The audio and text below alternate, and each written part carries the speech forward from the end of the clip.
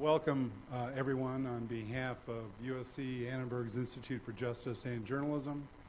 The Institute for Justice and Journalism is a project of the USC Annenberg School for Communication and its School of Journalism. And today's discussion we've entitled Affirmative Action, Dead or Alive. It's a forum on the future of civil rights and equity in America. It is part of a week-long conference of our 10 racial justice fellows, all of whom are sitting in the front row. There are newspaper reporters, radio reporters, magazine journalists, and independent journalists, all of whom have committed to in-depth projects focusing on issues of racial justice. We're very happy that you're here with us and that our panelists are with us today. One word about the Institute, our mission is simply to strengthen journalism about justice and injustice. Among the areas that we focus on are racial justice, criminal justice, border justice, and security and liberty issues. Our moderator today is a longtime friend who I admire not because of so much because of his friendship, but because of what he's done. He's a journalist, long-standing, currently a columnist and contributing editor for Newsweek.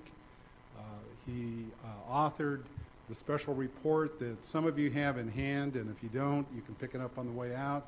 It's called Killing Affirmative Action. Would ending it really result in a better, more perfect union? Ellis Coase, in addition to his journalistic work, he has written a number of books, most notably or most famously, The Rage of a Privileged Class, most recently, The Envy of the World, and there are more books ahead for Ellis and other exciting projects, journalistic and otherwise. Ellis is going to lead things off for us and introduce our panelists to you and lead them through a discussion that is scheduled to go to 4:15, but we've got flexibility. We think we may go to 4:30.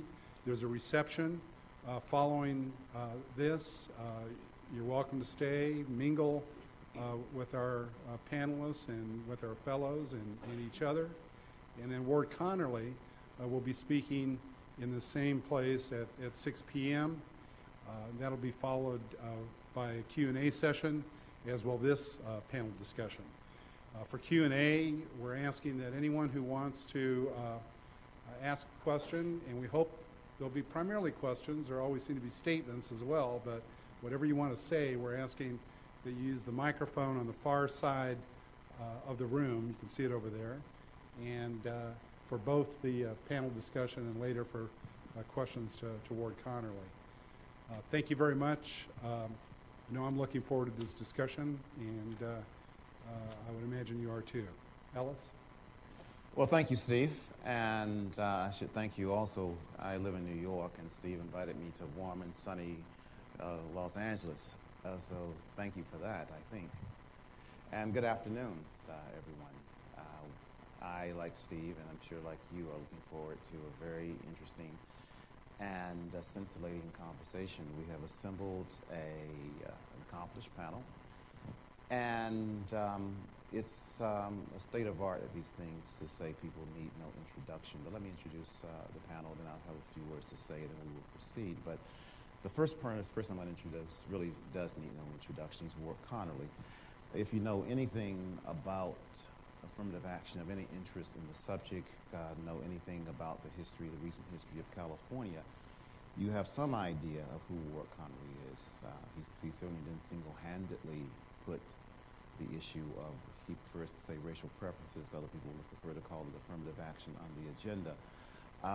But he certainly put it on the agenda in a very significant way, not just in California, but other places across the nation. He's the founder and chairman of the American Civil Rights Institute. and he is a former regent of the University of California. And it is probably no overstatement to say he is the person who most individually is responsible not only for the Proposition 209 here, but also for the passage of a similar proposal in Washington State 2 years after Proposition 209, and for the recent passage in Michigan of Proposal 2, which is essentially the same as Proposition 209. So Ward Connolly to my left and to your right. Next to him, we have Andrea Guerrero, who, interestingly enough, considers herself a beneficiary of affirmative action. She's a graduate of the University of California, Berkeley Law School, Boat Hall, and has written a book, Silence at Boat Hall, The Dismantling of Affirmative Action. She managed to get admitted to the university, to the law school, and then to watch the consequences, as she describes in her book, of what happened as affirmative action was dismantled. So she considers herself a beneficiary of it, and is a practicing lawyer and a partner practicing immigration law in the form of Guerrero, Jacobs, and Schlesinger. To my right, we have Jennifer Gratz, who I guess you could say, you can correct me if I'm wrong, will consider herself a victim of affirmative action. Jennifer applied to the University of Michigan and ran into a barrier. And that barrier was the fact that her application was not considered in the same way of other people's applications, and who got a different sort of treatment based on their race and ethnicity. And to her, that seemed to be something that just should not be, and ultimately that feeling resulted in her signing on for a lawsuit which was before the Supreme Court in 2003. There were actually two suits, University of Michigan, both the undergraduate school and also the law school. The long and the short of it was that the Supreme Court agreed with Jennifer in terms of her suit. But in the law school, it decided that it would endorse the principle of schools making distinctions based on race for the purpose of diversity. And that resulted in a campaign, which was led by something called the Michigan Civil Rights Initiative, which was led by someone named Jennifer Gratz. So Jennifer is to my right. And rounding out the panel, we have Darnell Hunt, who is a sociologist and is at UCLA. He is also director of the Ralph Bunche Center at UCLA. Is an expert, acknowledged expert in this whole area of university admissions and the role that race and other factors play in that. Darnell has been an outspoken critic of the way that Proposition 209 has played out, at least at his university. This last year, the university got alarmed when it realized that it was looking at admitting 96 African American students, which would have been 2% of the student body, and that includes 20 who were athletes who would have been admitted anyway. That concern resulted in maybe you would call it a tinkering, maybe you'd call it a redesign, but certainly a decision to do something different with admissions than they had before, and to begin admitting along the lines of what they call a holistic system. We will see what that results in. It's too early at this point to say. Some observations. If you keep up with the news, you know that yesterday Barack Obama announced his exploratory committee for the presidency. I happened to have the privilege of traveling with him in Africa a few months ago and to witness all the excitement around his candidacy in Kenya, of all places, his possible candidacy in Kenya, of all places, in his return, and also to witness the excitement around his candidacy in this country. However you define the Barack Obama phenomenon, one thing that it clearly says is that we are a different country in some way than we were even 5, 10, 15, 20 years ago. The very fact that this young man is considered a serious candidate, and there have been other black candidates for the presidency, Carolyn Mosley Braun, Jesse Jackson, Julian Bond. There have been other candidates. But there's something different about this, and this is being taken very seriously, certainly by Hillary Clinton, but it's being taken seriously by lots of people. And to some people, what that means is that we have arrived at a point where we need to do a new analysis of opportunity in this country and a new analysis of race. It's also a reality that if you look at the life prospects of black males in this country, Barack Obama is not really the norm. That 1/3 of male African Americans look at the prospect of being incarcerated at some time in their life. That most poor people of color look at the prospect of not getting a decent education at all. So we have very much two Americas, not in the John Edwards sense, but two Americas in the sense that there is one for people of color where opportunity seems unbounded. There is another where opportunity seems very limited. We have represented on this panel people who represent quite different perspectives on what affirmative action means and what it can do. And that difference sort of goes back to the beginning. Affirmative action for many people traces its origins back to 1961 when President John Kennedy issued something called Executive Order 10925. Just read a couple of phrases from that executive order. That order created the President's Commission on Equal Opportunity, but it also decreed that federal contractors, quote, take affirmative action to ensure that applicants are employed and that employees are treated during employment without regard to their race, creed, color, or national origin. You notice it makes no mention of gender. That came with a later executive order. 4 years later, Lyndon Johnson gave one of his more famous speeches at Howard University, where he also gave his interpretation of what it would take to make the United States an egalitarian country. And unlike Kennedy's take, which essentially said, obey the law, Johnson went further. And this is what Johnson had to say at Howard University. You do not take a person who for years has been hobbled by chains and liberate him, bring him to the starting line of a race, and then say, you are free to compete with all the others, and still justly believe that you have been completely fair. Thus, it is not enough just to open the gates of opportunity. All our citizens must have the ability to walk through those gates. This is the next and the more profound stage of the battle for civil rights. We seek not just freedom, but opportunity. We seek not just legal equity, but human ability. Not just equality as a right and a theory, but equality as a fact. Those are very different positions. And I think they, taken together, sort of constitute why there is so much disagreement to some extent about what affirmative action is.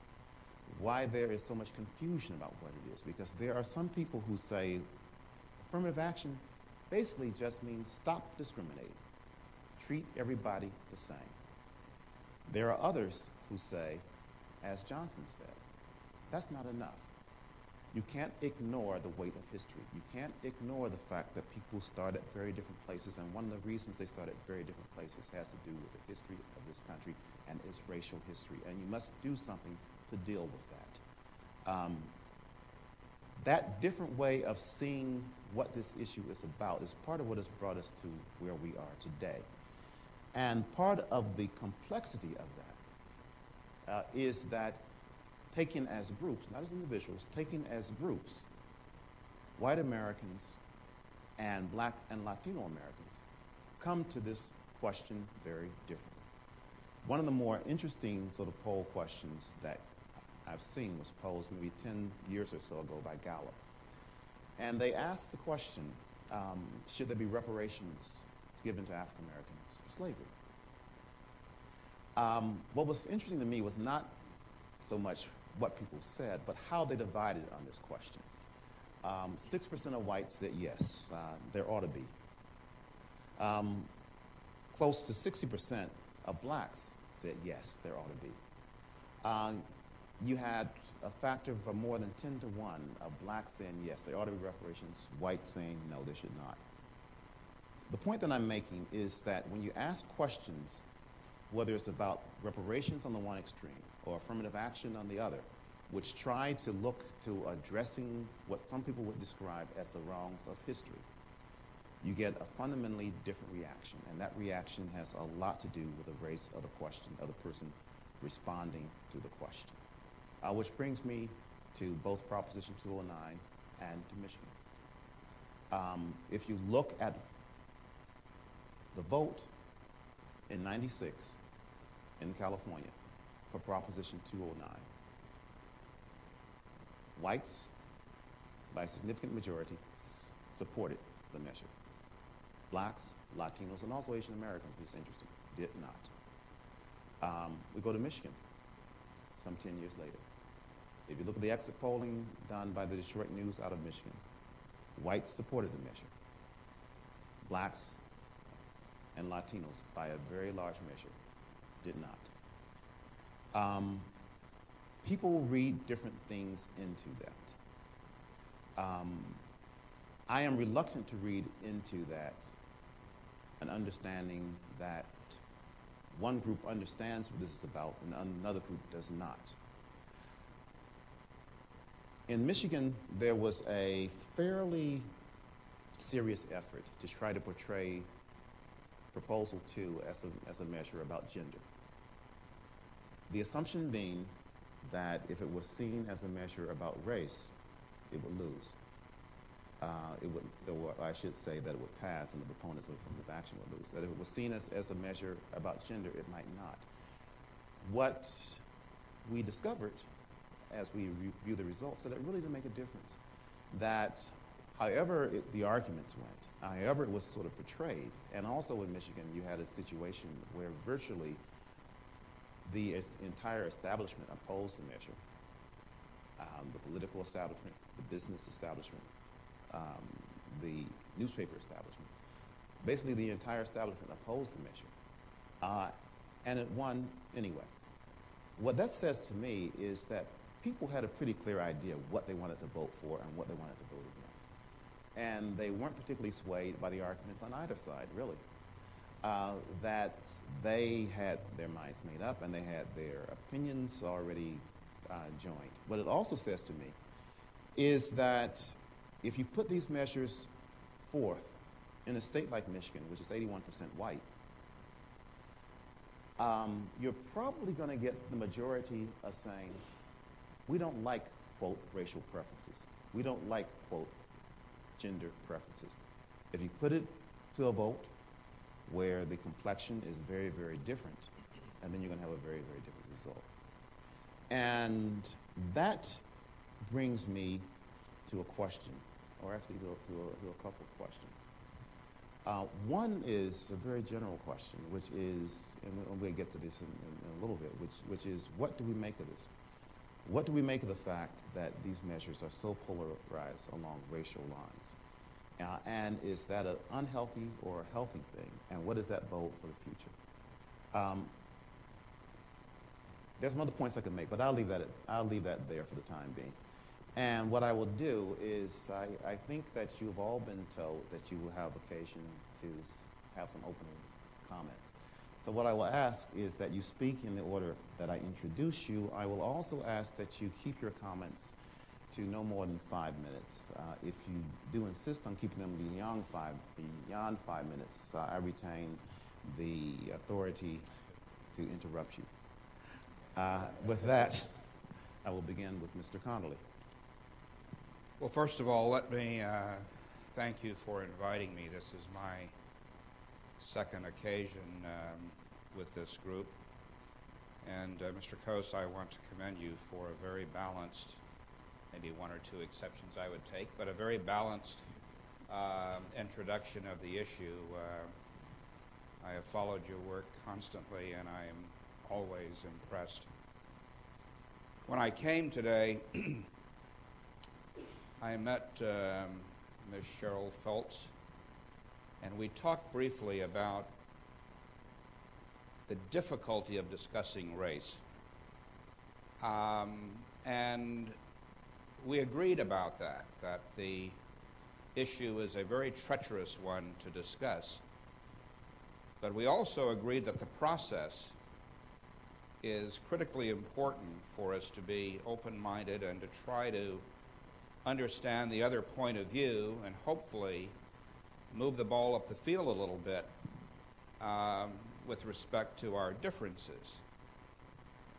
I'm sure that when this is over, not many of you, not many of us, will have changed our perspective or our point of view about the issue of, quote, affirmative action.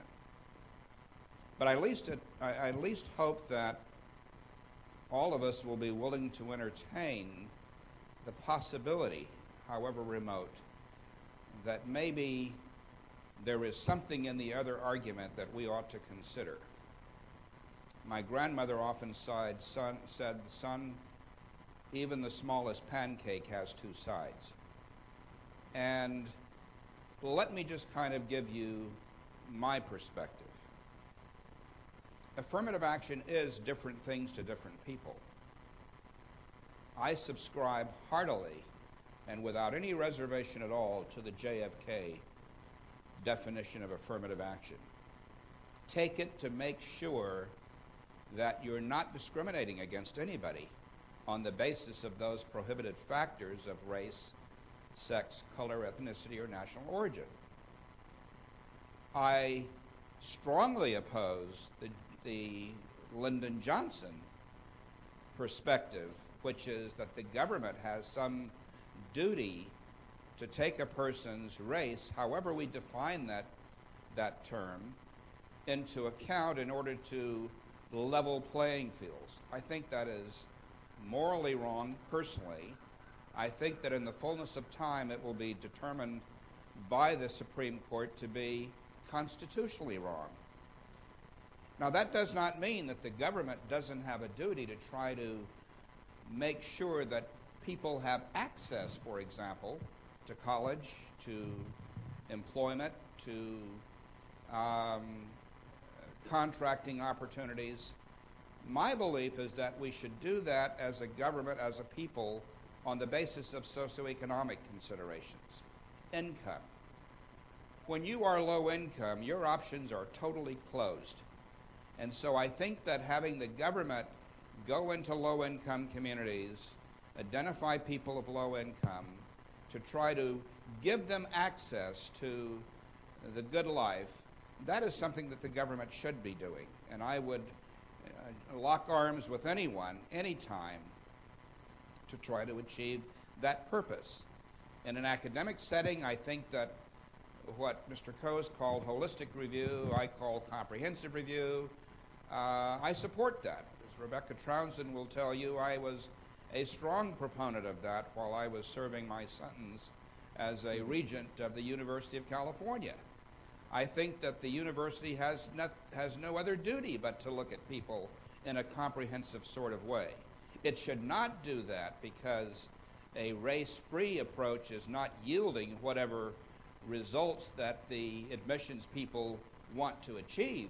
It should be doing it because it's the right way to look at admissions, to take into account a person's academic setting in their high school.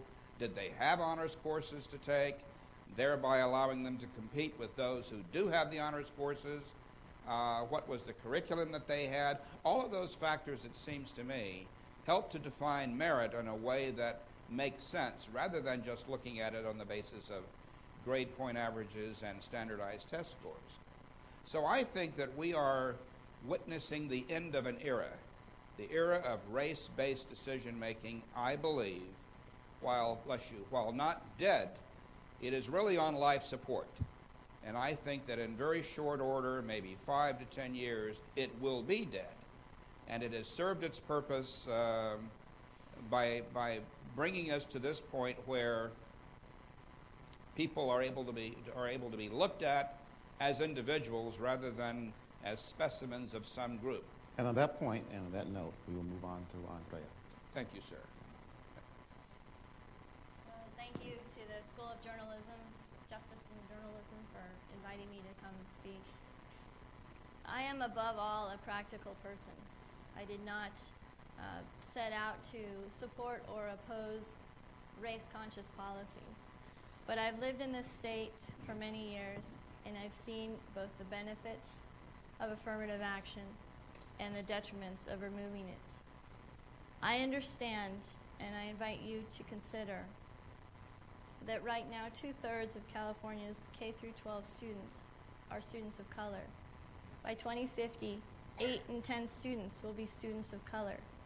Yet today, we are not educating these students of color at the same rate that we are educating the majority of white students. For example, only 23% of blacks and 9% of Latinos who are 25 or older in this state have a bachelor's degree or higher. I invite you to look to the future. By 2020, 3/4 of our population is going to need some sort of higher education. It might be community college, associate's degree, or a university education. We are nowhere near achieving that level of education for our population, particularly because we are not educating our ever-growing communities of color, in particular Native Americans, African Americans, and Latinos.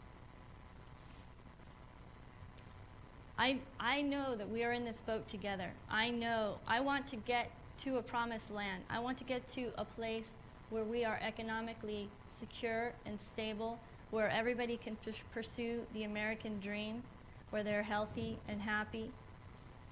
But I don't think we can get there if we ignore the reality of race. And I'm not talking about the reality of 200 or 400 years ago. I'm talking about the reality of today and the reality of tomorrow. I'm not asking anyone to answer for their father's sins. I'm asking us all to consider that in a very short time, we're going to depend economically and otherwise on the very population who is no longer accessing educational and economic opportunities as they have done over the last 30 years. Because of that, I'm very concerned.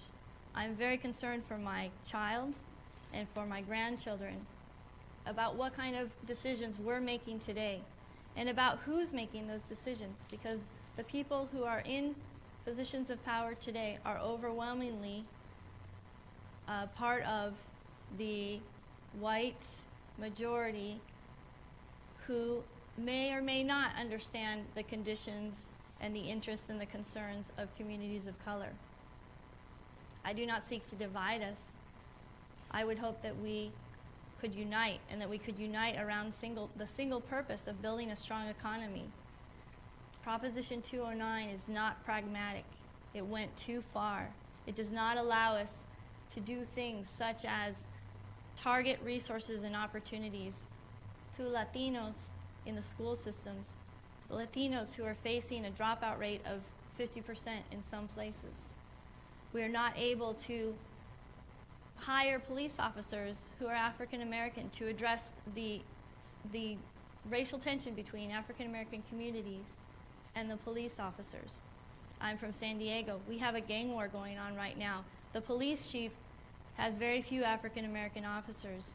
There's a lot of racial tension around this gang war, which is a black on brown gang war. He needs black officers. And on that note, Andrea, I ask you to hold that thought until later. And we'll go to Jennifer. Thank you. And I'd also like to thank the Institute for inviting me to speak here today.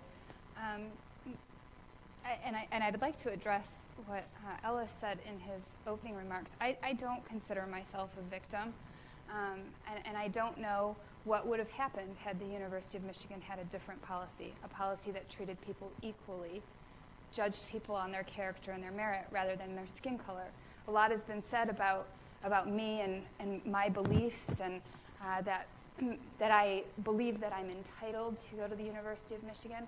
Nothing could be further from the truth. What I believe that everyone in this country is entitled to is an equal chance to compete based on their character, based on their merit, based on their experiences, not based on their skin color or their sex. The title of today's discussion was Affirmative Action, Is It Dead or Alive? And I agree with Ward Connerly that affirmative action in terms of racial preferences or gender preferences is on life support. And the sooner that we all come to terms with that and start working on fixing the underlying problems, the better off society is going to be. We know it's on life support because the Supreme Court told us that we only had 25 years left back in 2003. And the people in many states have come forward and said, no, we want to set a higher standard. We believe, as President Kennedy did, that people should be treated equally, that we should be guaranteeing equal opportunity, not guaranteeing necessarily equal outcomes.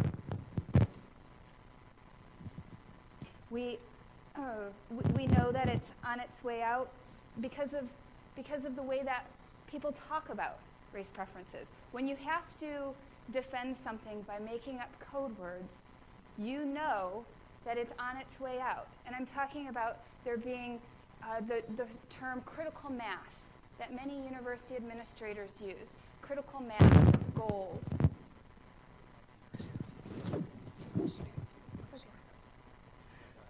I guess so. Critical mass or goals or diversity often is a code word for quotas. All you have to do is look at what people say around that term. They talk about having a goal. They talk about having a campus where X% is this race and Y% is that race. That is the equivalent of a quota. And again, the American people do not believe in treating, in race preferences, in universities, in the establishment, in government, treating people differently based on race. And we cannot expect society to move past race for as long as our government is throwing it in our face every step of the way. Affirmative action in terms of race preferences is dying because it got off track. It stopped focusing on giving an equal opportunity and started focusing on guaranteeing equal outcomes. And there is a difference. Guaranteeing an equal chance to compete and equal opportunity is a great goal, is something that our government should be doing. But outcomes are going to be different. I think that a lot can be gained by the fact that this program is on life support. Namely, the organizations that came together to oppose the initiative in Michigan, I'm assuming the same organizations came together to oppose the California initiative and the Washington initiative. If those organizations came together and really put their heads together and really got down to work and looked at our K-12 education system, I'm talking about big business. In Michigan, it was Ford, Chrysler, GM. Talking about all of the politicians, it was Republicans and Democrats together, the unions. If all of those organizations came together and said, we need to come up with a solution because our K-12 system is failing many students, typically our poor students, and came up with a plan to fix our K-12 system, we would not be sitting here having a discussion about race preferences and affirmative action today because it would not be necessary even to equalize outcomes. Darnell. Wow. Can everyone hear me? Okay, I'm going to apologize. I had the infinite wisdom the other day of having an adjustment for my orthodontics here, so I'm, a little challenged here in terms of my enunciation, but bear with me. So you're challenged with your orthodontics. I'm a victim. I'm a victim And of Ward my is challenged teeth. in terms of his hearing. So maybe there's an equivalence here. Go ahead. But, in listening to my fellow panelists, I think that it really is appropriate that we're here today, the day after we celebrate Martin Luther King's birthday. Our nation celebrated that birthday yesterday, and we, of course, when we think of Dr. King, we think of his I Have a Dream speech. I mean, he, of course, had a quite illustrious career, but that's the one speech that I think really resonates with the soul of America in terms of how we imagine ourselves and what we think we are or ought to be as a nation. The whole idea that we ought to be judged by the content of our character, not by the color of our skin. At the same time, I remember that it was a dream. When Dr. King spoke, we had not achieved that. Our country had never achieved that. And to this date, unfortunately, in 2007, we still haven't achieved that. And the reason we haven't achieved that is not because, as some opponents of affirmative action argue, that a race-conscious government that's been attempting to undo all of the race-conscious policies of the past to disadvantage people of color is somehow another continuing race. It's because we never really seriously dealt with the underlying problems in the first place. If you think about affirmative action, if we think about how affirmative action has been defined, and that's part of the problem. There's many different definitions of affirmative action as there are flavors of ice cream at Baskin-Robbins. If you think of Kennedy, I think you're quite correct. We were talking about a different era. We were talking about pre-Civil Rights Acts. We were talking 1961 when the government and governments around the country were freely and quite explicitly able to discriminate against blacks and other minorities. It made sense to talk about a program that would eradicate that. All right.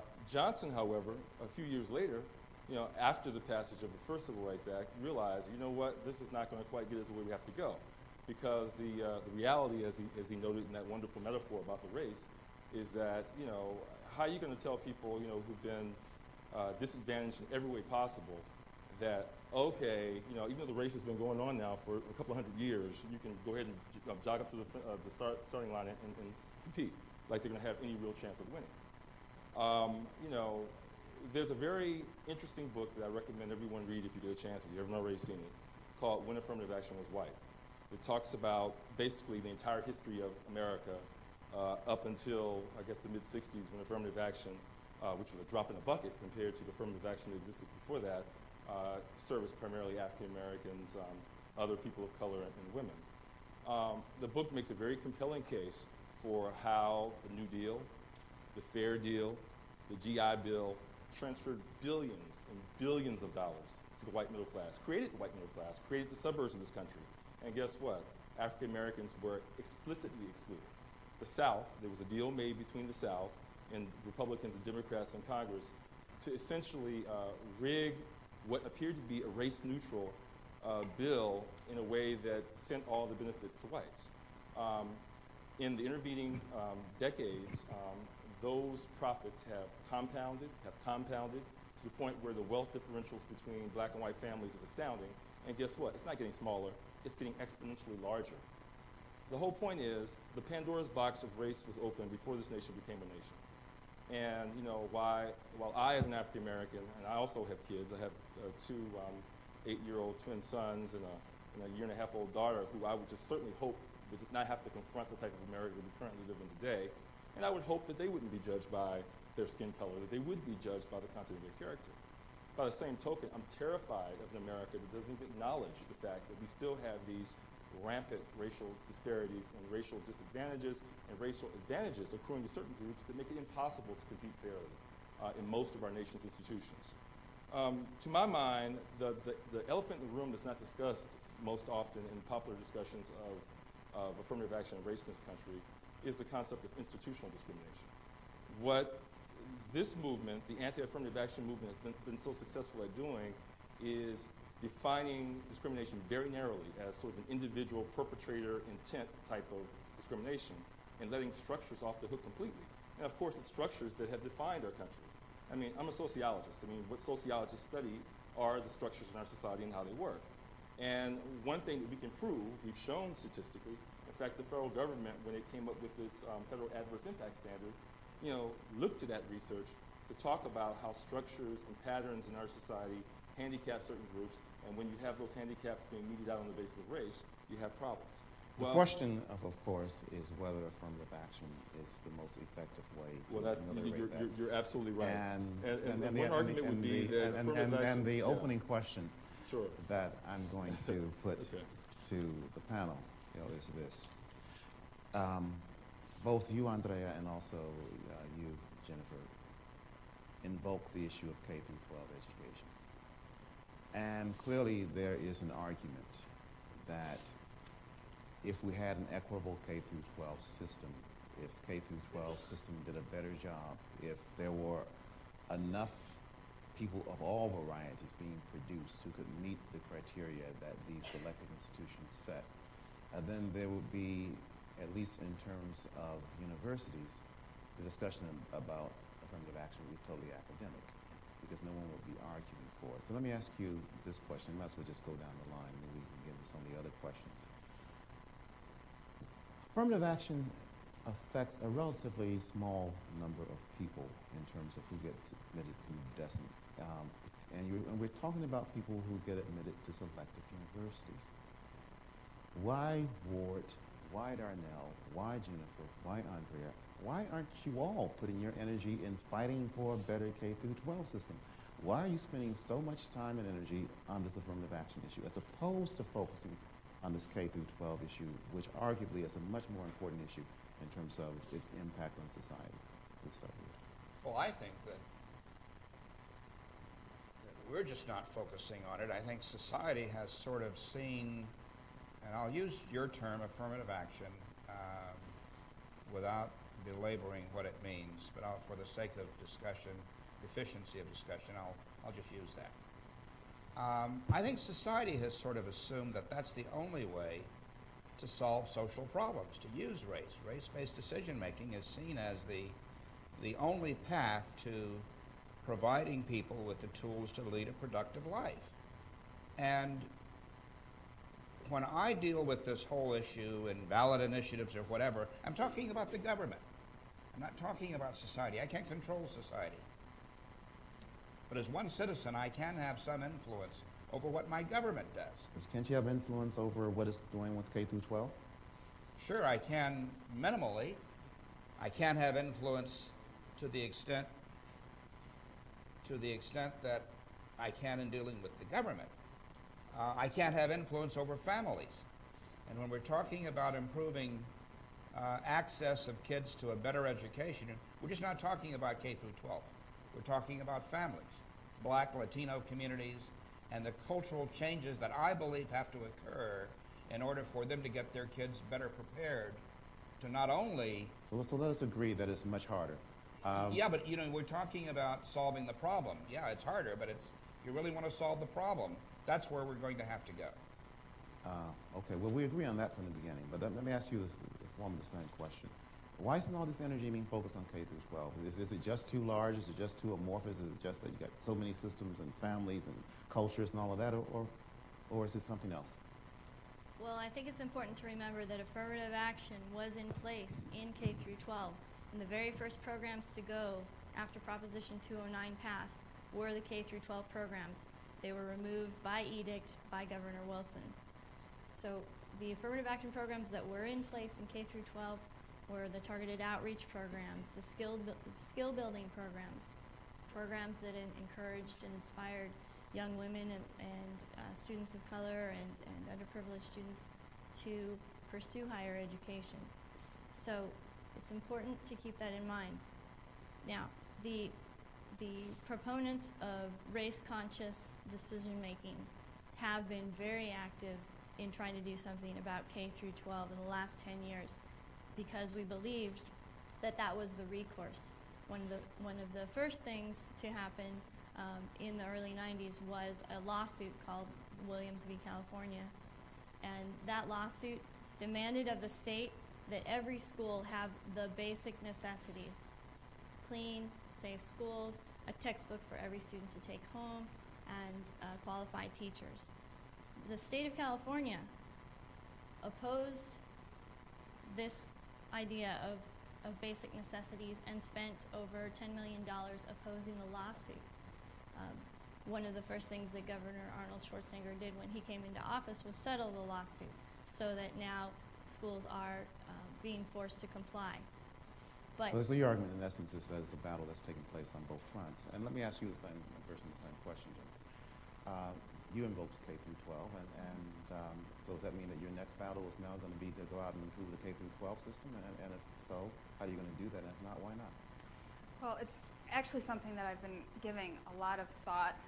I've had much more time on my hands since the campaign in Michigan ended, and looking at the news reports in Michigan where 50,000 plus kids in the city of Detroit are now leaving the city of Detroit to go to school. You have to ask yourself why parents are doing that, and it's because the city of Detroit's school system is failing kids. I would be happy to join forces with people that are on the other side of affirmative action, race preferences, and join with them to look at creative, real solutions to the problems that we have with K through 12 education. I don't think it could have. I don't think that our politicians, our power brokers, our decision makers would have put as much focus on K through 12 education. In fact, I mean, I think we've seen that happen for as long as race preferences are in play. There's a feel-good-ness to having those policies in play. You get to look at the campus and say, well, we have X percent admissions rate now. Notice you don't hear much about graduation rates. We often hear about admissions rates, and you would think that if, especially from a university standpoint, they would be more concerned about graduation rates rather than admission rates. But what I think, and from what Andrea has said, since Prop 209 has passed, there has been more of a focus on K through 12 education. And I think that that's what we need. Instead of the president of the University of Michigan running around trying to find ways around the law. She actually said she's going to obey the law now. She has said that, but she should. Is that right? Has the effect of Proposition 209 been to force more attention on K through 12, and are we now really looking to a better K through 12 system as a result? So is what you have been arguing sort of irrelevant at this point? Well, of course I'm not going to say what I've been saying is irrelevant. And I'm not going to give Prop 209 that much credit. I think that, as Andrea said, there has been a concerted focus on K through 12, and there has been for years. And the problem is quite intractable. We're talking about a huge problem. And we're also, by the way, talking about a problem that has a racial background, racial underpinnings, okay, in terms of everything from residential segregation to allocation of tax dollars to certain schools. So we're talking about, again, very similar types of unequal distribution of resources that, guess what, tend to, again, fall in the laps of Black and Latino kids. Me personally, I came to this issue because of a grant we got from the Ford Foundation to study the crisis affecting African Americans who are attempting to go to college. And from the very beginning, we framed our study of this problem on two dimensions. The first had to deal with working with community-based organizations to help African American students become more competitive for the college admissions game. And make no mistake, it is a game. The second part of our study was looking at the game itself and trying to understand what the rules of the game are and how they keep changing to make it ever more difficult for students of color to compete, once they do, play by the rules, at least, thinking they're playing by the rules and find out that they're coming up short again.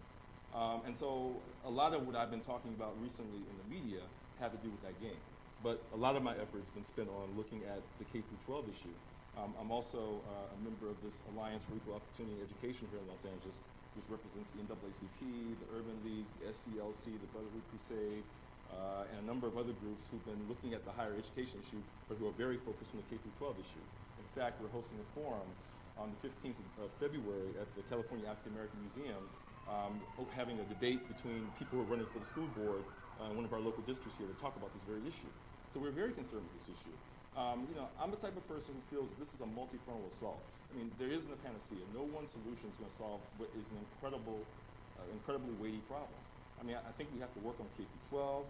We've always had to work on K through 12. We need to work on it even harder. But at the same time, we have to recognize the problems with the way college admissions are currently being done. And that's a whole other discussion. I'm sure you have a question about that. And let's begin that discussion then. I mean, and let me ask this question to the two people on the panel who are supportive of the measures which would end preferences, as you prefer to call, of gender and race and ethnicity.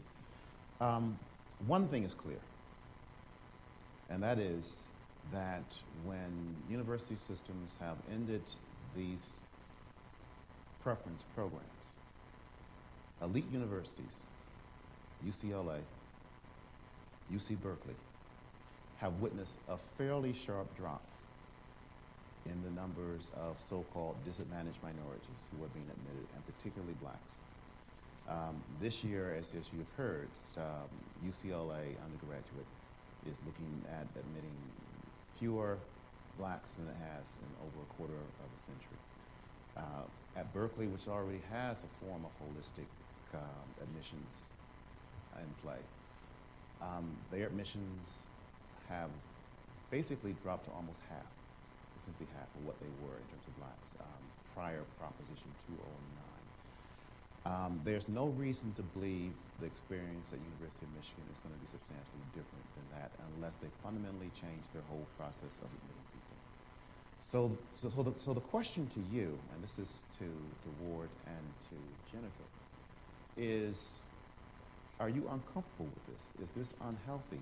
Or is it worth the price, if you consider that a price, to be paid for getting to a system or society that puts less emphasis on race? Well, as someone who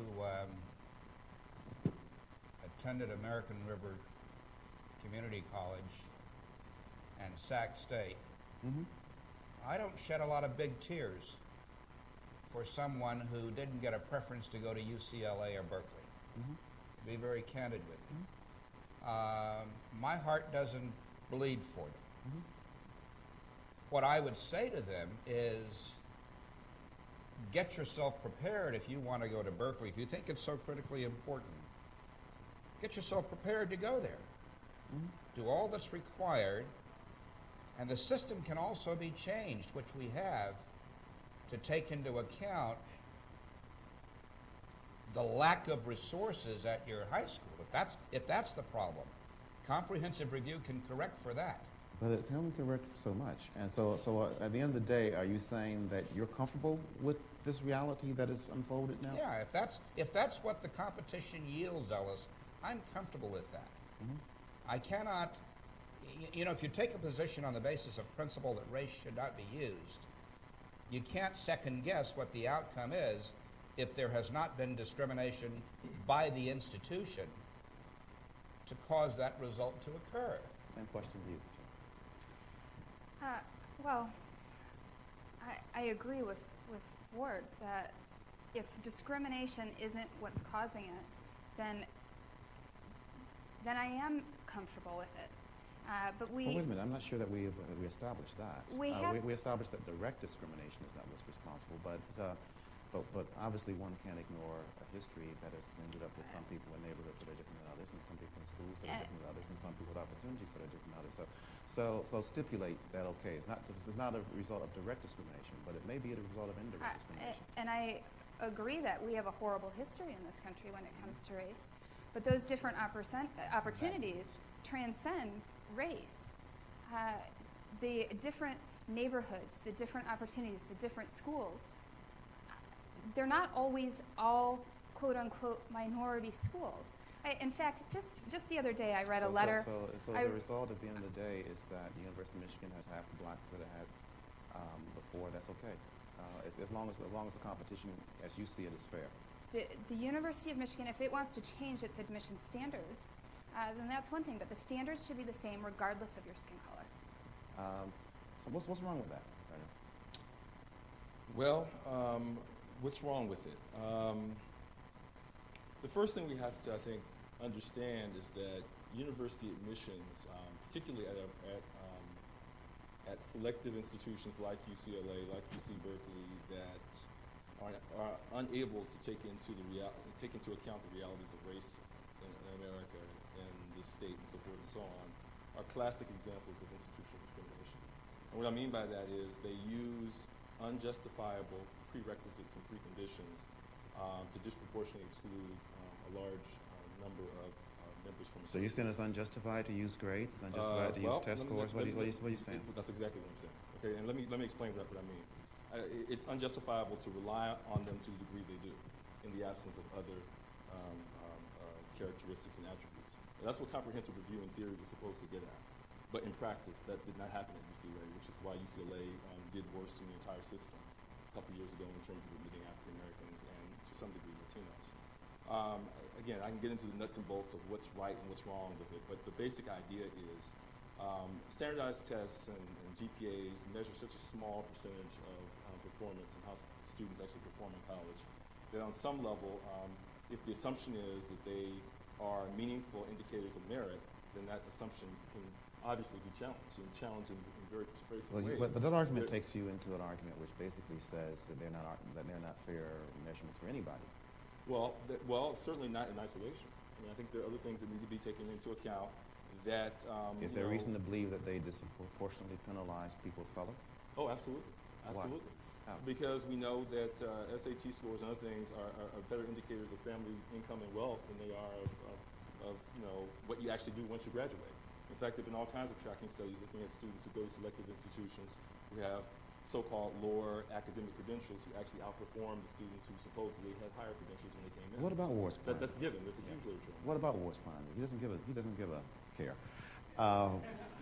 Whether some black kid goes to Harvard or whether he goes to Pundong University, I mean, as long as he gets in some college and does his thing, that who says that some Latino kid has a right to go to Bolt Hall? You can all kinds of law schools, DePaul and whatever, in Chicago and other schools that Latinos and Latinas can go to. Why should we care? Well, I think we should care because we're all on the same economic boat. We're all going to rise or fall together. If we are not educating our population and we're pushing them out of the state, or we're creating a permanent underclass in this country, in this state, then we are going to be in serious trouble. Are we creating an underclass if we force somebody to go to UC Irvine as opposed to going to UC Berkeley? Well, you gave the example of DePaul, which is out of the state. But I want to bring us back to this point. Right now, the Silicon Valley is having trouble meeting its diversity goals. They're not abstract diversity goals. They require a diverse workforce because they have They require well-educated people. That's understood. Well, no. They okay. require a racially diverse. They require ethnically racially diverse and workforce. well-educated people of all races. Fine. Right. But, the question, let though. me finish my point. Okay. They're not able to hire what they need here in California. So they are leaving the most diverse state in the nation, and they're recruiting from other states to meet their diversity needs. So are you saying that that Silicon Valley is saying that we're only going to hire people from UC Berkeley? We don't care if you get black kids and Latino kids and Asian kids are going to UC Irvine or UC San Diego. They're saying they can't find them in this state. They cannot find the qualified diversity that they need in this state. So what's happening? But what does that have to do with affirmative action? I mean, the fact of the matter is, yes, there has been a slight drop in terms of people admitted to UC overall. But the numbers are inching close to what they were during the passage of Proposition 209. So the argument is not whether or not people are going to get into the UC system. I take your point that okay, we need well-educated people of color to get into these industries. But what does that have to do with affirmative action at the end of the day? Well, if we're not actively considering the impact of our decisions on the workforce, and if we are not actively educating students of color at a higher percentage than we are now, then we are all in trouble. And I bring us back to the point that in the last 10 years, we have graduated 30% less doctors, lawyers, business managers and professionals, healthcare workers, social workers than of color, and that should be of concern to all of us. I live this every single day. I'm an immigration attorney. I can count on two hands in San Diego, the largest port of entry in the world, how many attorneys speak Spanish, are culturally competent in something other than, well, I'll say specifically in Mexican culture because that's okay. our clientele. Let's draw a distinction, because I think it's a very hard argument to make that affirmative action substantially increases the number of people who are graduating from college. you can make the argument much more easily that it increases the number of people graduating of color graduating from medical schools because they're terribly selective, and from law schools as well.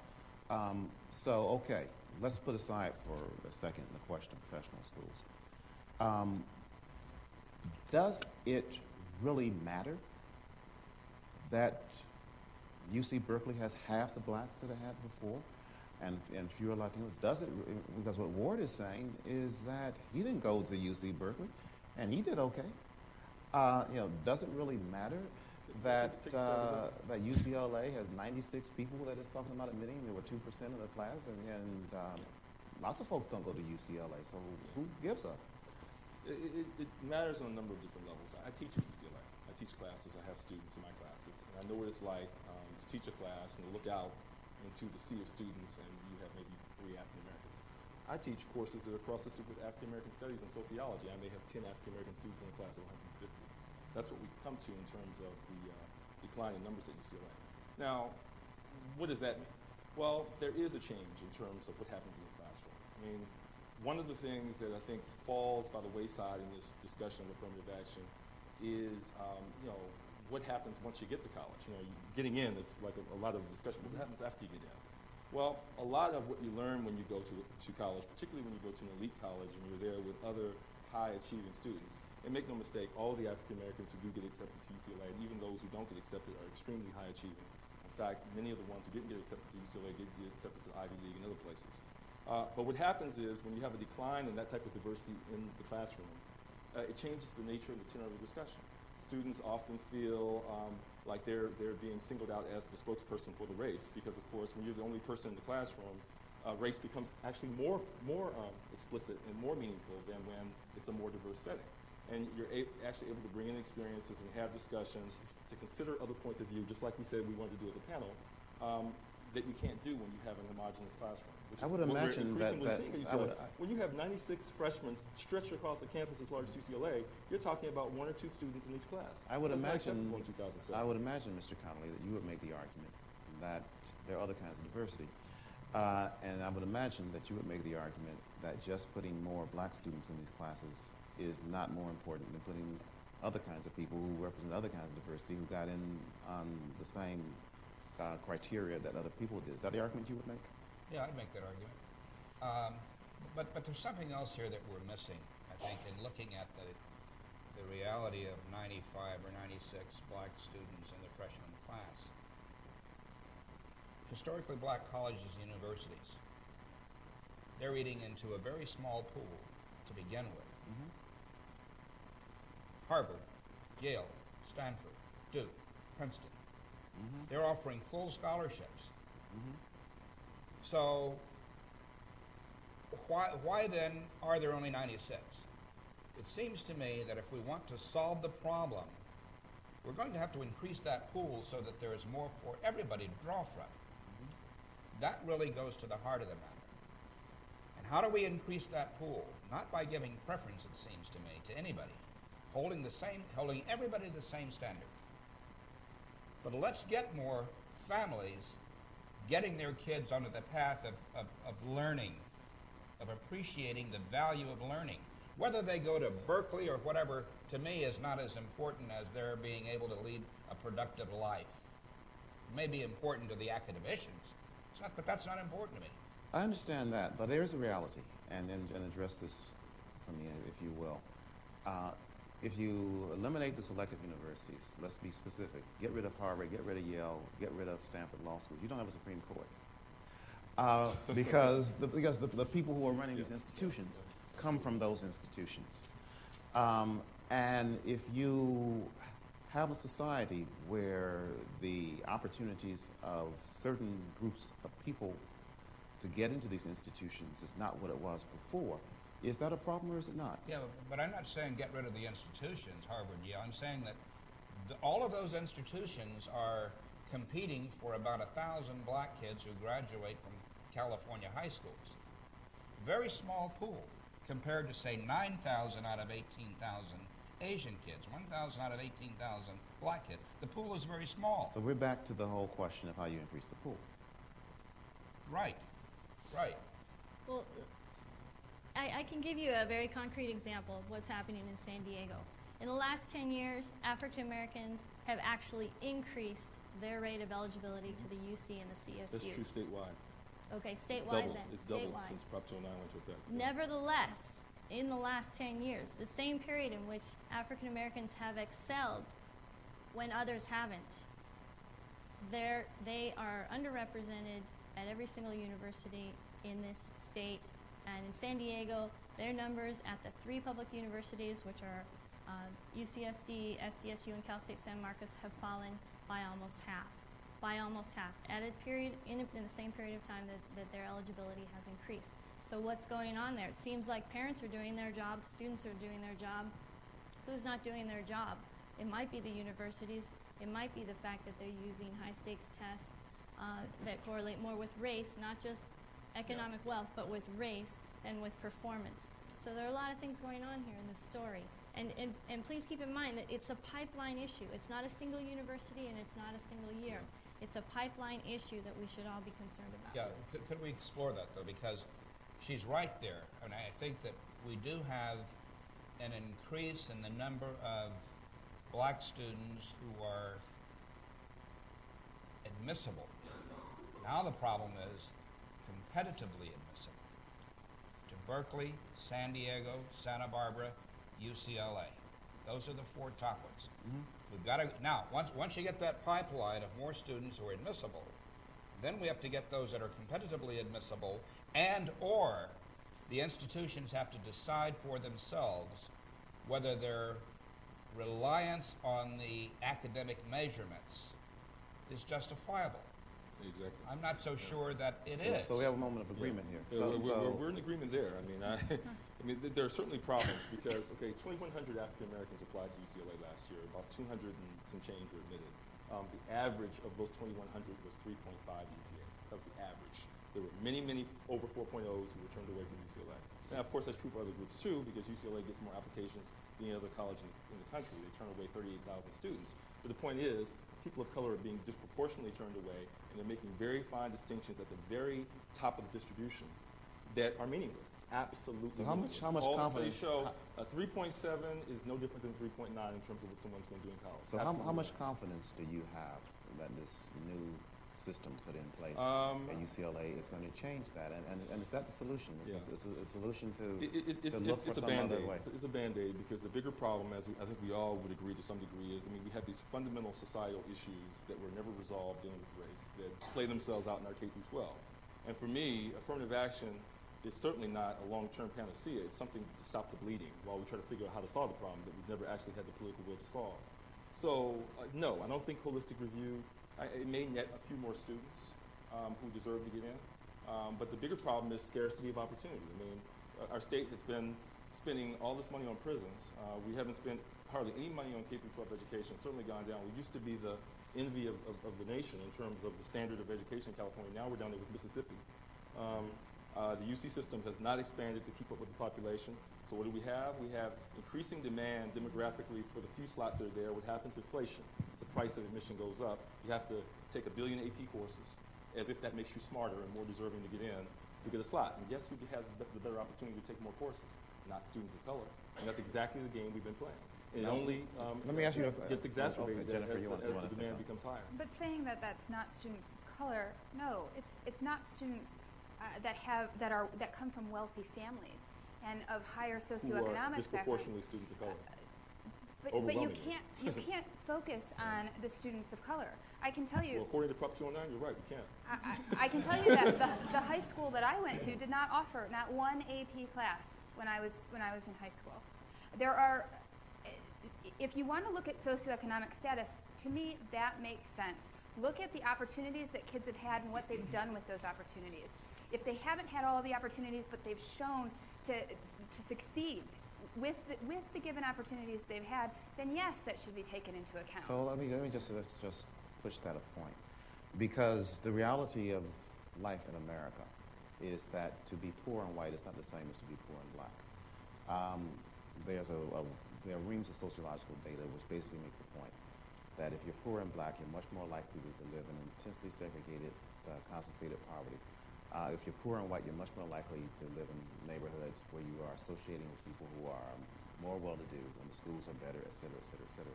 So socioeconomic, and particularly income, and it's also so fairly well established that one, income is not a proxy for opportunity because that varies along racial dimensions, and two, that income is not even a proxy for economic opportunity because there are differences in wealth, which also which are correlated as well with race and with history.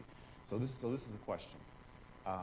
What you're saying is you have no problem at all with some sort of socioeconomic leveling. How much beyond that would you have a problem with it? Because if you're trying to capture opportunity, then you also have to look at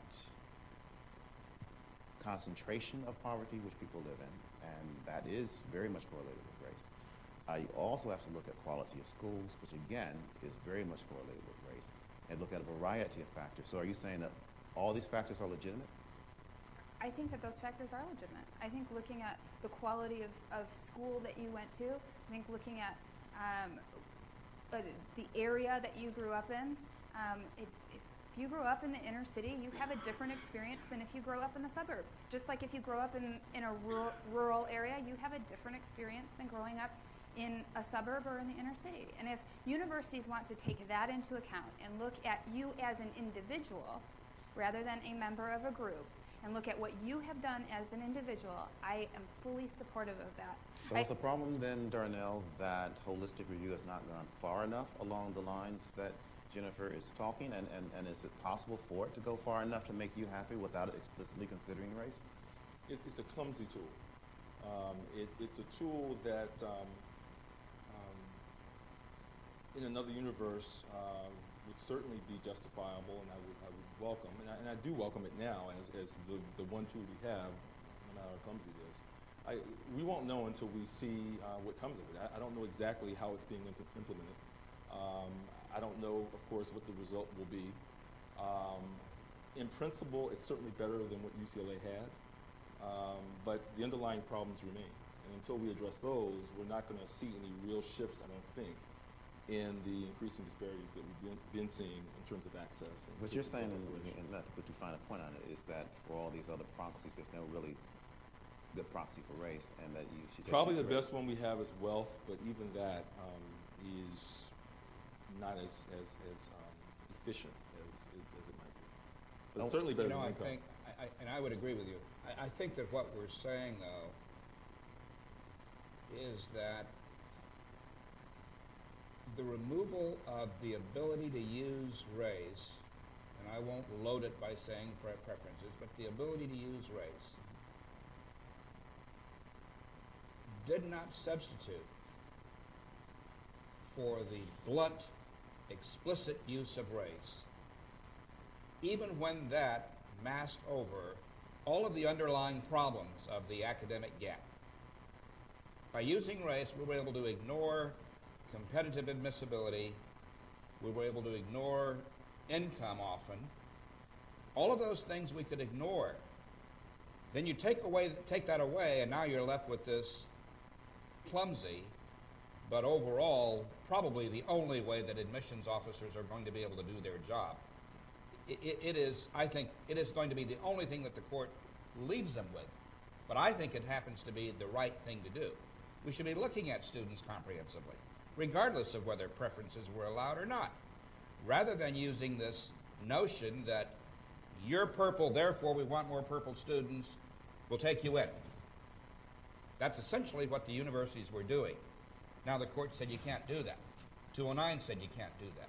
So I think that, with all due respect, they're going to have to work with this clumsy tool. Well, the courts haven't and make it explicitly said you workable. can't do that except for the places where they have propositions that have been passed. Well, no, I think the courts are I mean, they may be saying- moving in that direction. Well, they're We're moving in that we're direction for we're sure. Yeah, you know, we're clear. yeah. But they explicitly said something else in 2003. Yeah, they said you can use race in the interest of diversity. Now there was a different court then, In the interest of diversity. right? Not to cure societal Right. ills and to do a lot of the other things. And so this is a tool that, no matter how clumsy it might be, we better learn how to perfect it. because it's probably going to be the only one available to admissions officers who want to try to create this diverse student body. It's going to be the only game in town, I believe. Well, maybe, and certainly it looks like it may be the only game in town for public universities, which gets me into another question. These measures, at least so far, affect public institutions. They affect the institutions that all of us who live in a particular state pay taxes to support, and that all of us have an interest in, as opposed to the Harvards, as opposed to the Stanfords, as opposed to the Yale, which at this point at least happily go along their way, using race as one of many factors, as Bakke told them they could, and as Grutter reaffirmed that they could. Yeah, so we've created this interesting circumstance where the universities that are supported by both average taxpayers and wealthy taxpayers, and poor taxpayers, by all taxpayers, are in the position of telling them, in large measure, your kids can't get in here. Is that healthy for our society? And what is the role of the public versus the private university in this reality? Let's begin over here. Yeah. Well, from the very beginning, if you look at the sort of the mission of the University of California, and I'm sure that the former regent over here is well familiar with that, and re-articulations of that mission over the years by the Board of Regents. Diversity was always a compelling interest of the university to represent the entire diversity of the state on each of its campuses. It wasn't enough to have a segregated University of California where all the students of color go to Riverside. That wasn't in the plan.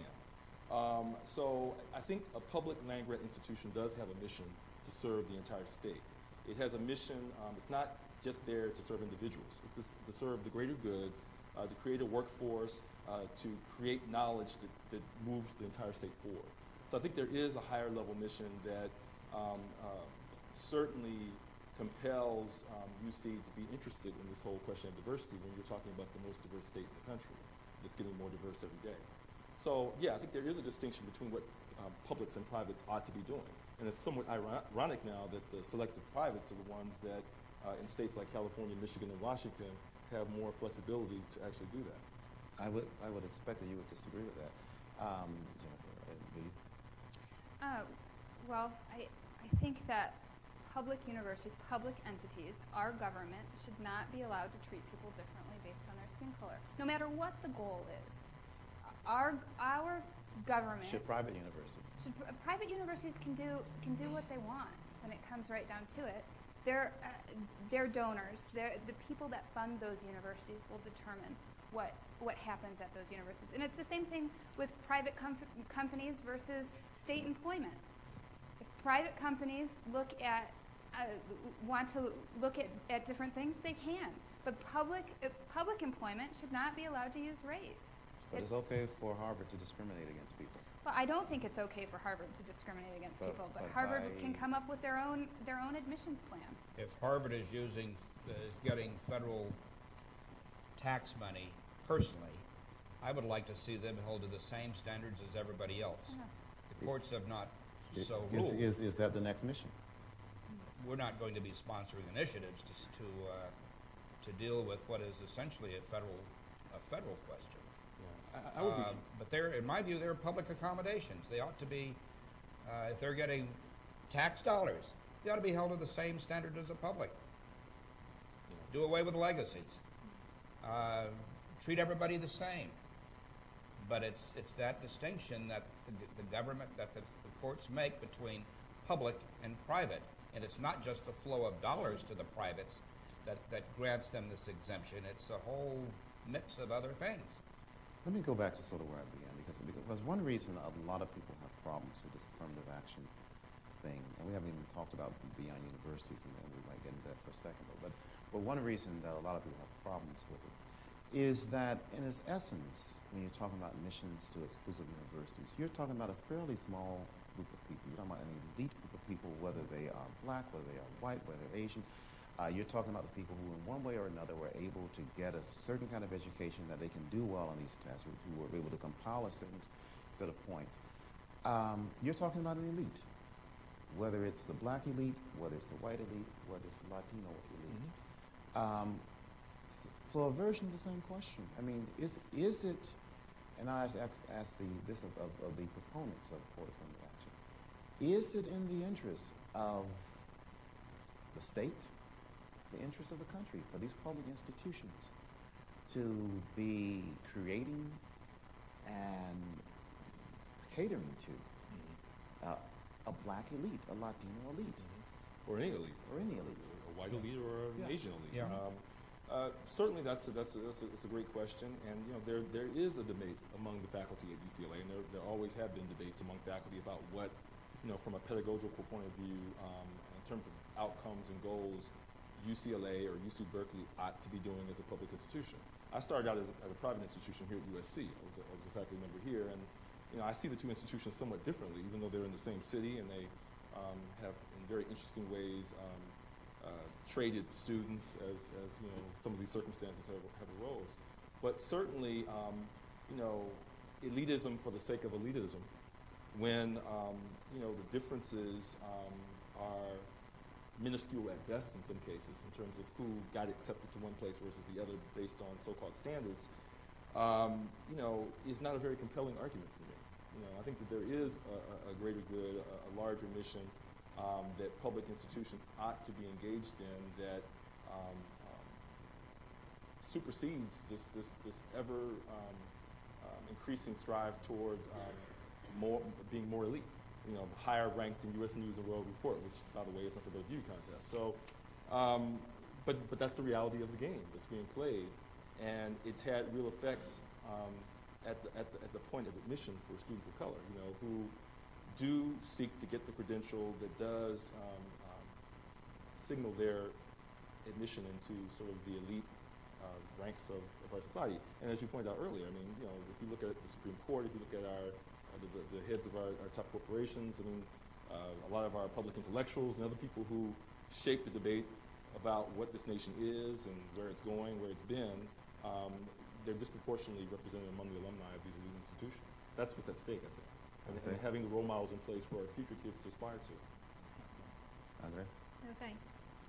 Universities, first and foremost, serve an economic end in this state. We did not establish the universities to serve the individual interests of any single person. The universities are in place to create the workforce that we need.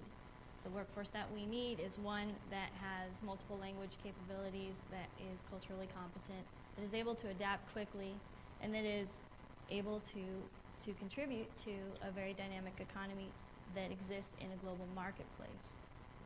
So looking at it that way, we have to understand what the impact of these graduates are, the impact of the students that we, in a sense, all sponsor and support, because it costs more for any single individual to go to university than what they pay. No, we help support their tuition.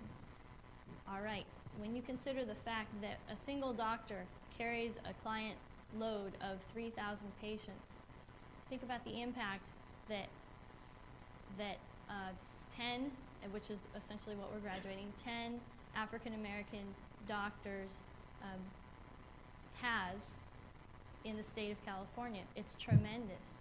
Think about the impact of Latino lawyers who have clientele that can't speak English. So what you're saying in effect, is that, okay, it is creating a black elite and a Latino elite, but that's important for the community because black doctors are likely to do or serve in communities that white doctors or Asian doctors may not, and that Latino doctors are likely to serve in areas or to speak a language that white doctors don't, and that's an important and legitimate function of a state university to see to it that these communities are served, and the way to do that is to create that elite. What's wrong with that word? It makes sense, doesn't it? Yeah, I guess it does. But I think the question is how we get there. I think the question is how we get there. I don't think that it's that we have to give preferences based on race or ethnic background to get those professionals so that they can serve their people, end quotes. I think there are other ways we can do it. If you want people to serve in a certain neighborhood, regardless of the composition of the neighborhood, give some sort of tuition break, if you will, in the undergraduate level or in the professional schools, enter into a contract with certain individuals, regardless of their race. If you want to serve that community, we'll give you free tuition, provided you serve there for 3 years or 5 years or whatever. But I think that as a public policy decision, we have this choice of whether we're going to use race or not use it. There's no in between here. And for those of us, and I think that the majority of people agree with us, who believe that that principle will be sacred, we're just going to have to fight it out amicably, I hope, and come to terms with it, Andrea. And then once we win, or as we fight it out, we then talk about the other things that we can do to try to achieve your objectives as well, which I think are valid.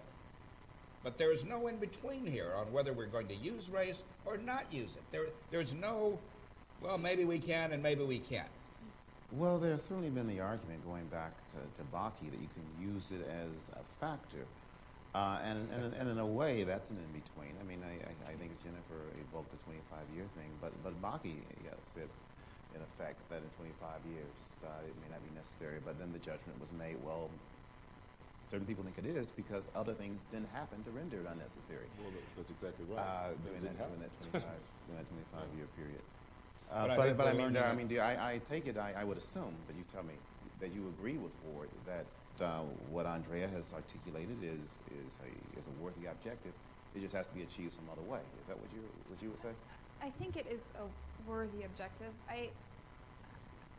I struggle with elite universities, and it's not something that I've always struggled with. It's something that I've started struggling with actually throughout this debate. Not this debate, but the debate on the issue. The fact that we have elite universities and that really the debate of affirmative action comes down to elite universities, not necessarily all universities, makes me wonder if we should have them. I mean, kids that don't get into the elite universities, as Darnell said, they have maybe a 10th lower GPA and they're going to succeed no matter where they go. But yet, oftentimes, if they don't get into that university, they feel like their life has exploded, like they can't make it. And that's, I think, across the board between the races. So you would at least And so- consider the question that maybe the state shouldn't be in the business of doing elite university. But let me put to you again the point that Andrea put on the table. When we talk about doctors, we're not just talking about elite universities because the universe of med schools in effect constitute an elite university writ large, unless you want to go to the Bahamas or Costa Rica or some other place, to study medicine. And the only way that they have figured out so far to get a reasonable, what they consider reasonable representation of people to serve these communities that she spoke to is to use race. And you're saying that, so taking your point about maybe elite universities shouldn't exist, but also taking the reality that medical schools writ large are an elite set of institutions. What's the answer to that? Is it what Ward was talking about? Just give them more incentives, people who get into these to work with it, or? I think that there should be incentives. I don't think that race should be used as a factor, and I don't think that there's any way to give on that. And if the price of that is that you have ever-growing Latino communities that have a harder and harder time finding doctors, that principle is important enough that we just don't give on that. Is that what you're saying? I don't think that a Latino has to go to a Latino doctor. You go to a doctor. I actually don't know the race of my doctor.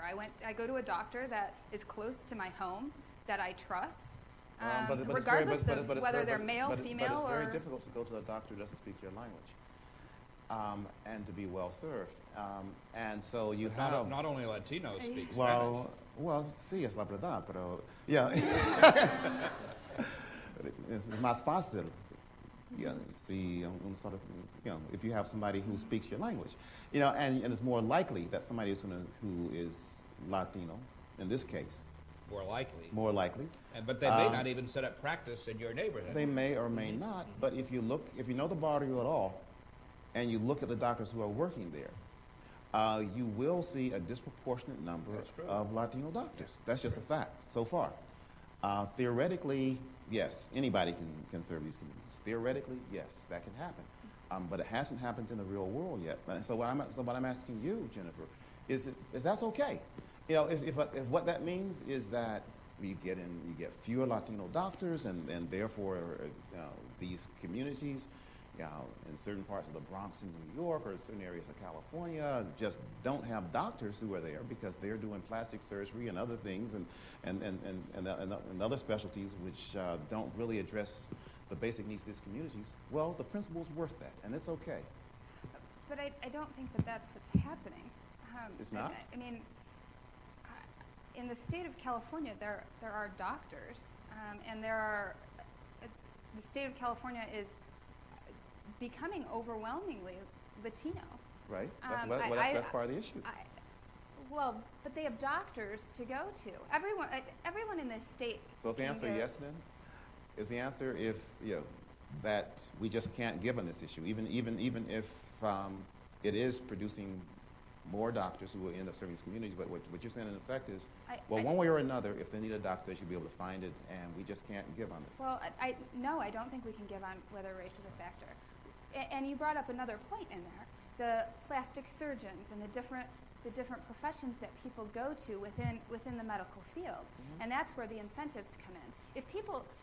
Should we start drafting people to different professions? I mean, if people choose to go to a different profession, if they choose to go into plastic surgery, should we say no, you can't because we need another Latino doctor? Well, that's an interesting question, but I will say that I personally know people. I'm thinking of one woman in particular who's Dominican, who serves a community that is just not being served, and in the Bronx in New York, and there aren't a whole lot of doctors out there standing in line to serve that community. And the reason that she went to went to medical school when she got into Yale, was because she wanted to do that kind of work.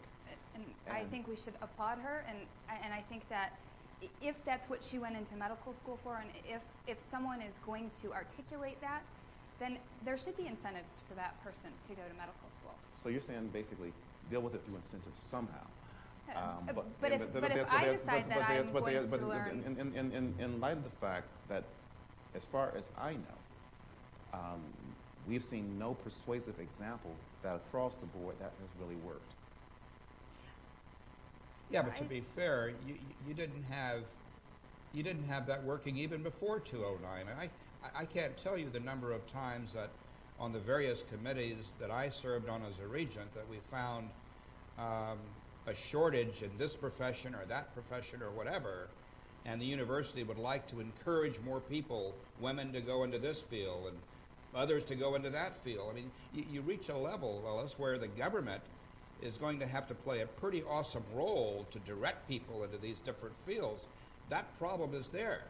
And I don't want Rebecca tomorrow writing a story that Connerly and Gretz said, let him die, because that's not what we're saying at all. We're saying that there are just certain things that have to work themselves out in the marketplace. And if the government, the university, wants to try to direct people into a field, use incentives or whatever.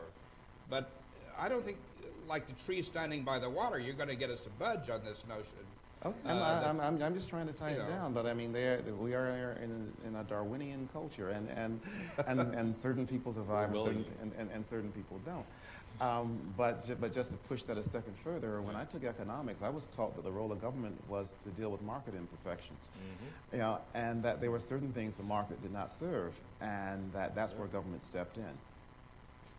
Well, yeah, there are a lot of things you might have been taught in government and economics, the law of supply and demand. We've got a very small supply of people who are going into college, who graduate from various communities. Therein lies, I think, the basic problem. And the correction of that problem, it seems to me, will influence a lot of other professions and disciplines and everything else. But I think we have to get there not by using race. Okay, well, and we actually asked you another question, and then we'll throw it to the audience. I think it's about time to do that. Let me just ask, put you on the spot with this question. You had Jennifer, had a huge victory in Michigan with a vote there. So what's the next step? There's reports that that now the next step is taking this summer movement to other states. Is that where this goes from here? I think so. As I have indicated to you in a separate occasion, I think the country is poised to move in a different direction. I think there are two things that are going to happen in very short order. Number one, I think that the Supreme Court is going to rule, as I look into my crystal ball, 5-4, that the use of race in the Seattle case and in the Louisville, Kentucky case, K through 12, is unconstitutional. And while that won't overturn the Grutter case, it certainly sends a pretty strong signal that the era is coming to a close. The other thing, and I think this sort of works hand in glove with the court decision, is that the popular will of the majority of Americans, which always has been, but will now evidence itself, is that we don't want race, however we define that, skin color, used for or against people. There's a lot of argument about the legacy of Dr. King, and I don't invoke his name because it's a convenient thing to do. I invoke it because that's what we celebrated yesterday. We celebrated the legacy that skin color should not be a factor in how we look at people. The majority of Americans, you take away that legacy, and they would not be supporting that day. So I think that's what they're supporting. They're supporting that dream, as Darnell said. It's a dream, but they're supporting that. Well, certainly it was a dream, but Dr. King in 1965, in an interview with Playboy magazine, talked about a program of Negro uplift that sounded a whole lot like affirmative action. Yeah, maybe so. But that's not what people were celebrating yesterday. They were celebrating, if you listen very carefully across this land, and all the snippets of Dr. King, they're not playing the Playboy clip. They're playing that speech on the Washington Mall where he talked about colorblind theory. That's what they're celebrating. But he also talked about a bad check that America had written black Americans. But Ellis, keep your eye on the ball. They're supporting the notion of a colorblind legacy, however imperfect it is in the practice. They're supporting that in the principle. At this point, I think we will throw it to the audience, and I don't know if you're standing at the microphone because you want to lead off with a question, or you're standing there because you want to show people where it is. But if they, well, both. I will invite people to join Steve in the queue there, if they have questions that they want to broach at this point. I'll start it off with a question about the role of journalism in this conversation as we go forward, and what may be could be a post-affirmative action era. What kinds of questions should journalists be exploring in the future that they haven't in the past, to help the public have a constructive dialogue about race in this, what some people think is going to be a post-affirmative action era? Does anybody want to take a crack at that? I'll take a crack at that. In my research, I actually study media, and I study the press and matters of race. So it's a question I've been thinking quite a lot about recently. I would say that one of the tendencies of mainstream media anyway, and particularly daily newspapers and television even more so, electronic media who are under time pressures, is to sort of report the breaking news, or to report on issues that seem to be controversial or to stand out without much of the necessary context. So one of the things that I would hope that journalism would think much more deeply about, and I'm sure these are issues you've been concerned with here at the Institute, are how to more properly contextualize the issues that are at stake in this debate, to not take for granted sort of the popular at the moment definition of terms like discrimination or even affirmative action, and to deconstruct sort of where they came from, how they've been re-articulated, how they've meant different things in different places, and why it was they meant what they did when they did. That, I think, gives us a better sense of where we were and how we got to where we are, which a lot of the population, I don't think, has access to because of the way we've been talking about it in public discourse. Okay. So I think the discussion is dangerously narrow, and I think that the way we're talking about, or popular ways of talking about this issue, are overly myopic, and I think going to get us into trouble. So the media needs to be wiser. Well, I think that they need to be more reflexive. Well, I think that the media needs to be more, they need to do their homework better. Some of the best stories have been written by people like yourself, who understand the nuances. All too often, they don't understand the nuances because they haven't done their homework. And as a result, the story misses on both sides. It misses a lot of the real issues that are involved. Race is very nuanced. And in order to properly report it, I think you have to get beneath the sheets, if you will, to understand really what's going on. And a lot of the journalists don't do that. I'm not so sure how far you want to encourage journalists to go on your sheets, but anyway. Well, and I would just add that 99% of the media coverage that I've seen has focused on university admissions. University admissions was only one part of the affirmative action story. I think the story that still needs to be told and needs to be explored is the impact of the removal of affirmative action in K through 12. What happened when we took away all of those programs? It might even be hard to track those programs. And That's we the also story. in this panel didn't have a chance to talk about the impact on business. on business and on contracting. And there was an interesting study that Caltrans came out with, which showed that only one third of the minority qualified businesses that were doing business with the state in 1996 are now in existence, and that the amount of contracts those firms had gone down. It was basically was cut in half. Yeah, and that's here. Now, whatever you think, those are pretty dramatic numbers, and scream for some kind of discussion. Good afternoon, everybody. Good afternoon. My name's Adam Lerman, and I'm with a group called BAM, By Any Means Necessary. I do have one quick comment before I ask my question, which is just for the comments about how, it seems as if affirmative action is on its way out or on life support. And I just want to make the comment that I think both Governor Wallace and Bull Connor felt that segregation was going to last forever right before it hit him over the head, that integration was on the upsurge, surging up. And I do think for the young people in this country... Okay, end of your comment. What's your question? Okay, well, my question is really specifically for Jennifer. And in particular, in reference to District Court Judge Arthur Tarnow in Michigan, whose ruling this past summer allowed Proposal 2 MCRI to appear on the ballot. However, in his decision, specifically called out Jennifer for saying, in reviewing Gratz's testimony as a whole, it is difficult to determine where the line between willful ignorance and deliberate deception could be drawn. And went on to say that the court finds that Gratz's testimony in this court was evasive and misleading. Now, given these quotes from a federal district court judge, supported by the Michigan Civil Rights Commission 1,000-page report about the lies and deception of your campaign, how can you sit up here today?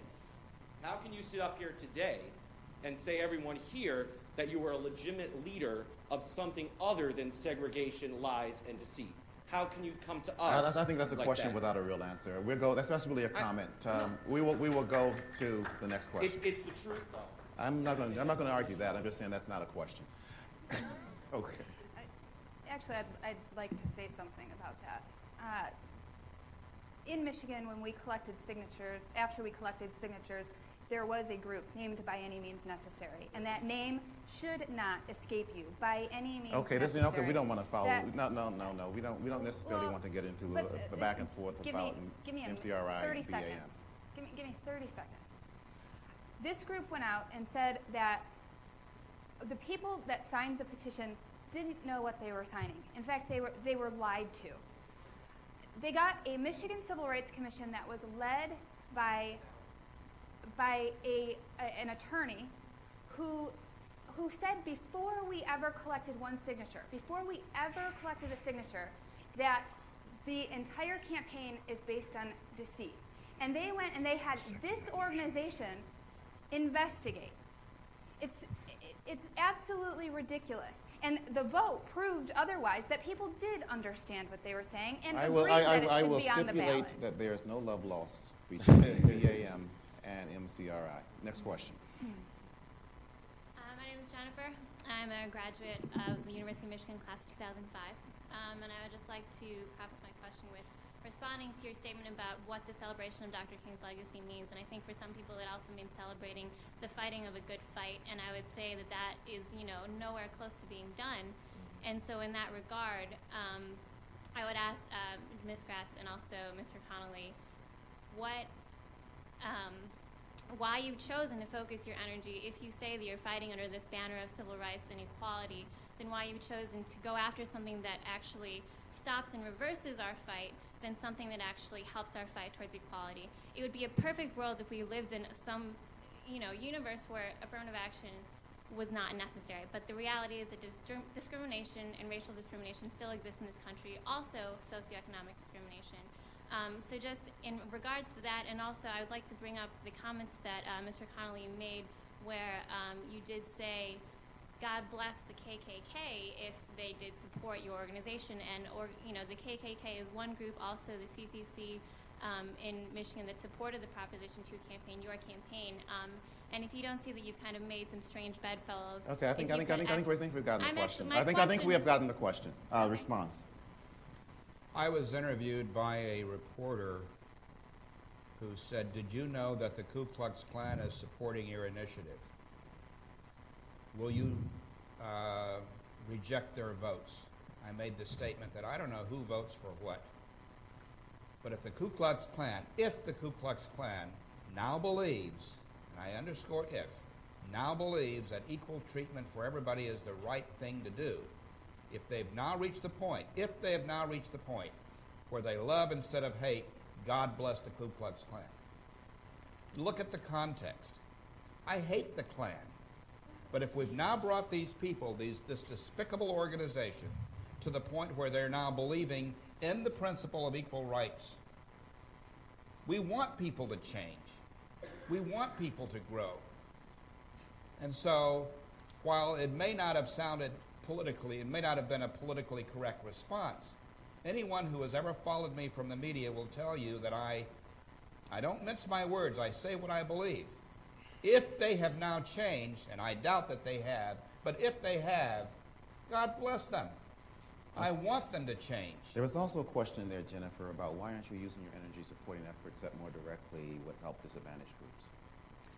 Well, I think that we have to take this Band-Aid off of these programs in order to get to the point where we can really help and really work on racial tensions that do exist.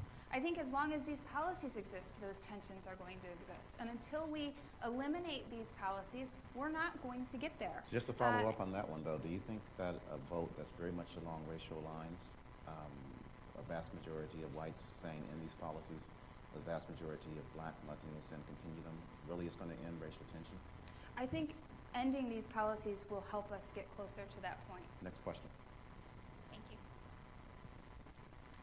you. Andy Klausner is my name. I'm General Counsel of the Individual Rights Foundation, and I get involved in various types of civil rights litigation, including the litigation over Prop 209. I'd like to ask, first of all, from the standpoint, and I came a little late, so maybe this was covered before I got here, but in discussing where we can go from here and try to resolve some of the concerns that the various panels have from their perspectives, I didn't hear mentioned the approach of school choice in terms of programs that would empower parents to choose a school that would work better for their kids than the failing public school they may be enrolled in, thinking of school vouchers and similar programs. So that's one question I'd be very interested in hearing the panelists respond to. And also, the very first question here dealt with the journalistic aspect, and Andrea made a comment about what is not covered by journalists in the debate. It seems to me, and a very important part of the debate in looking at the costs and benefits of racial preferences, is to compare the admissions gap by race, pre-2009 and post-2009, with the graduation gap, the racial gap in graduation. I didn't hear that, I heard it was alluded to briefly, but I'd like some comments on that as well. Well, the answer briefly the second question. The admissions gap is pretty large. The graduation gap has, it's what you see as a trend, where the numbers of blacks and Latinos graduating has continued to go up, but it's a gap that still exists between the white rate and the black rate and the white rate and the Latino rate. But the rate for blacks and Latinos was going up even before Proposition 209 passed, and has continued to. What you will also be told by the people who keep the statistics is that the black graduation rate at UC Berkeley is higher than the white graduation rate at most major state universities. But the first question though was about vouchers. Anybody have any thoughts on to what extent vouchers represent any kind of solution? Well, I think it's one of many initiatives that are worthy of not only consideration but adoption. I think that the most important thing in a person's life, in my view, is their education. And if they're going to a school that is not performing, just as we give in the public sector, we give food stamps and we give housing vouchers, give people educational vouchers and let the parents send their kids where they want to send them. But it's not the only way. I think that the fear that a lot of us have had is that if you give people that option, they will probably take it, and thereby weaken the public school system. I don't believe that should be something that mitigates against the use of vouchers, but I certainly think that it's one of the things in the menu of options that people should have. Any other thoughts on vouchers? Well, I feel that the ultimate solution is to actually try to fix the K-12 system. I think that the whole idea of vouchers, to a significant degree, allows us to sidestep those issues and kind of turn it over to the marketplace and say the market will fix it because, of course, the schools that aren't performing will be motivated to perform if they're losing their students. Of course, that's not what happened when we had white flight. The other thing I'll say about vouchers, and not to get too far into this, is that I looked pretty closely at the experience in Florida, which has probably had a larger experience with vouchers than most other states. They have three different voucher programs operating and exploited by the governor and a bunch of state legislators. And what they've found is they've had a series of scandals, financial scandals, and others having to do with these privatized schools that sprung up that they've had problems with standards with many of them because many of the schools which were not forced to meet the same standards as the state schools seem to have been subpar. And they've had problems with the idea over the fact that the number of schools is not infinite that spring up. So you still have the problem of people trying to get into certain of the good voucher schools as opposed to all this sort of voucher factories that sprang up. The long and short of it is that I'm agreeing with the two panelists that it's not a panacea. It's an interesting thing to think about. Next question. My name is Manpreet, and I'm an undergraduate here at USC. I just like to say I wholeheartedly agree with all four of the panelists that improving K-12 education is one of the most important steps we need to take towards solving the problems that we have. But my question is, what is the answer for high school students now, for that generation of students who have already been failed by the school system? Great question. We're talking about quite a differentiated population when we talk about the current crop of high school students. There's some that had very little opportunity There are some who manage to excel and to achieve despite being disadvantaged in terms of opportunity. There are others who maybe had more opportunity because they were able to go to another school and gain access to AP courses and the other. So we're talking about different segments within these student of color populations. That's the first thing to recognize. I agree that the way I look at this, I see it as a sort of a short-term and a long-term problem. I mean, the K through 12 issue is something we need to be working on continually, but it's a long-term problem. It's not something that's going to be fixed overnight.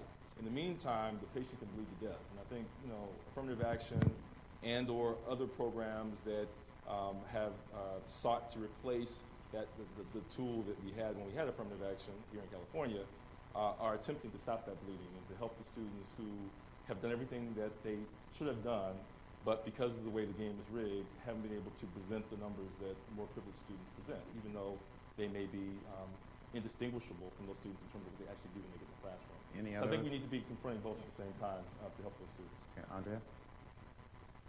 We know that the number one indicator of who goes to college is whether your one or two parents went to college.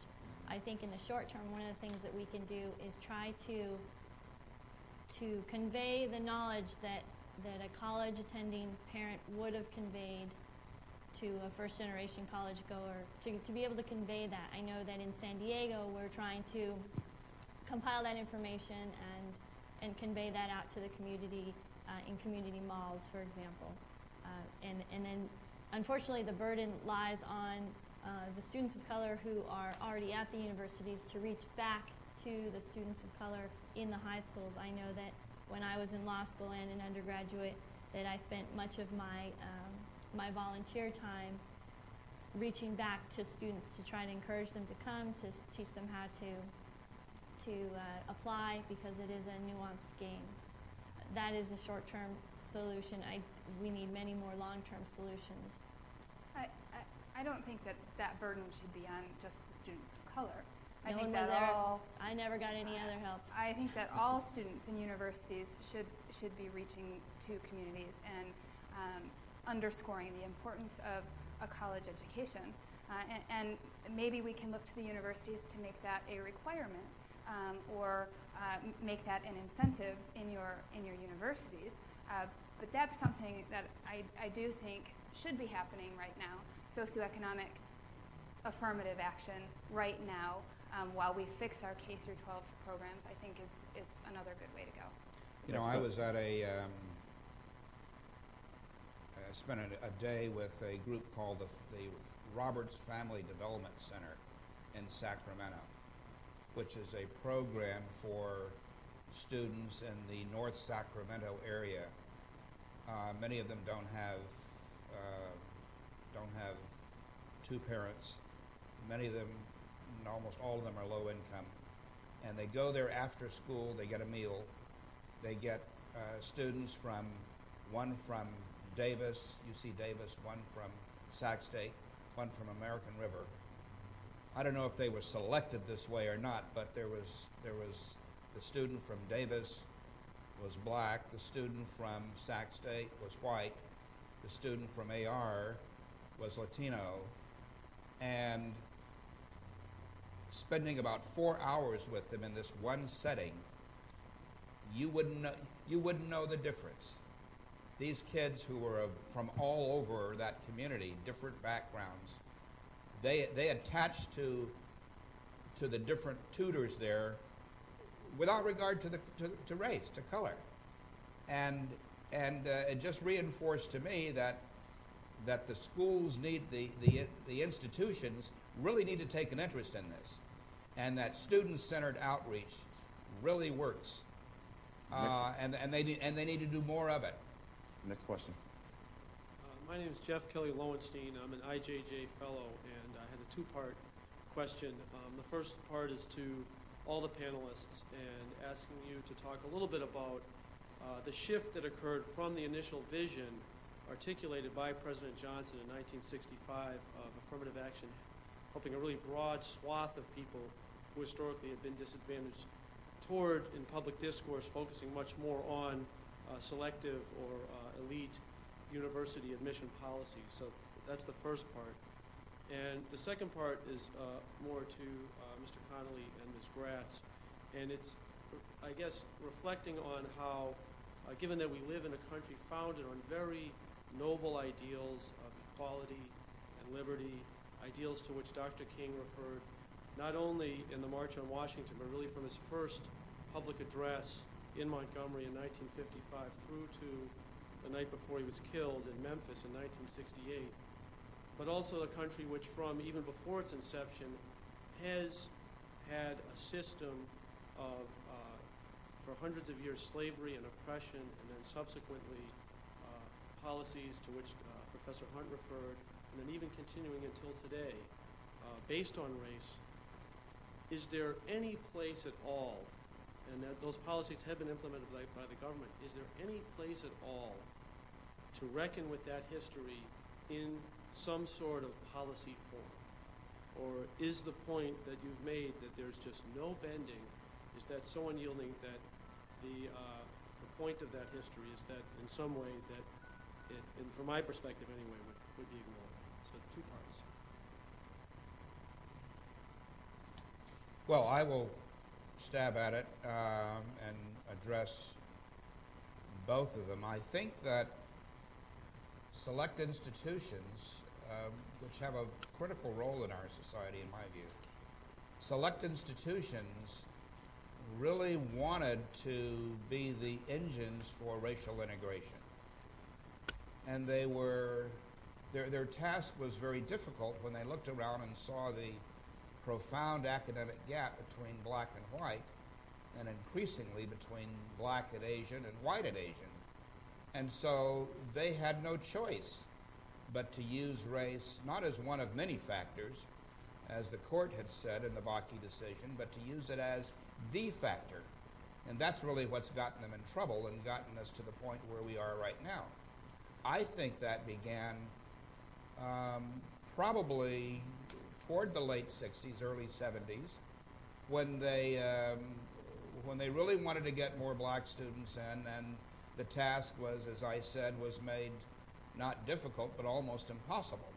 And so they had to adopt different standards. They had to put not only a thumb on the scale, but a fist on the scale and sit on it. And that's how we've gotten here. If they'd used race sort of at the margins, an itty-bitty factor, we probably would not be here right now. Now, my own view is that I don't see where there is any compromise. I don't know how you can say race should not be used and you embrace the, quote, colorblind model, and then on the other hand say, but it can be used as one of many factors. It won't be used as many factors, and we've had probably 28 years of experience with 30 years of it being used as one of many factors, and I think that institutions have proven over and over and over again that it won't be used as one of many factors. If it had been used as one of many factors, we wouldn't have seen this precipitous decline in the number of, quote, underrepresented minorities in the UC system. If it was just a little factor at the margins, the drop wouldn't have been as dramatic as it was. So to me, that reinforces the view that it was being used in a very, very substantial sort of way. And just to take that one step further, race being used as a substantial way at the undergraduate level, and then it's being used as a substantial measure also at the graduate level.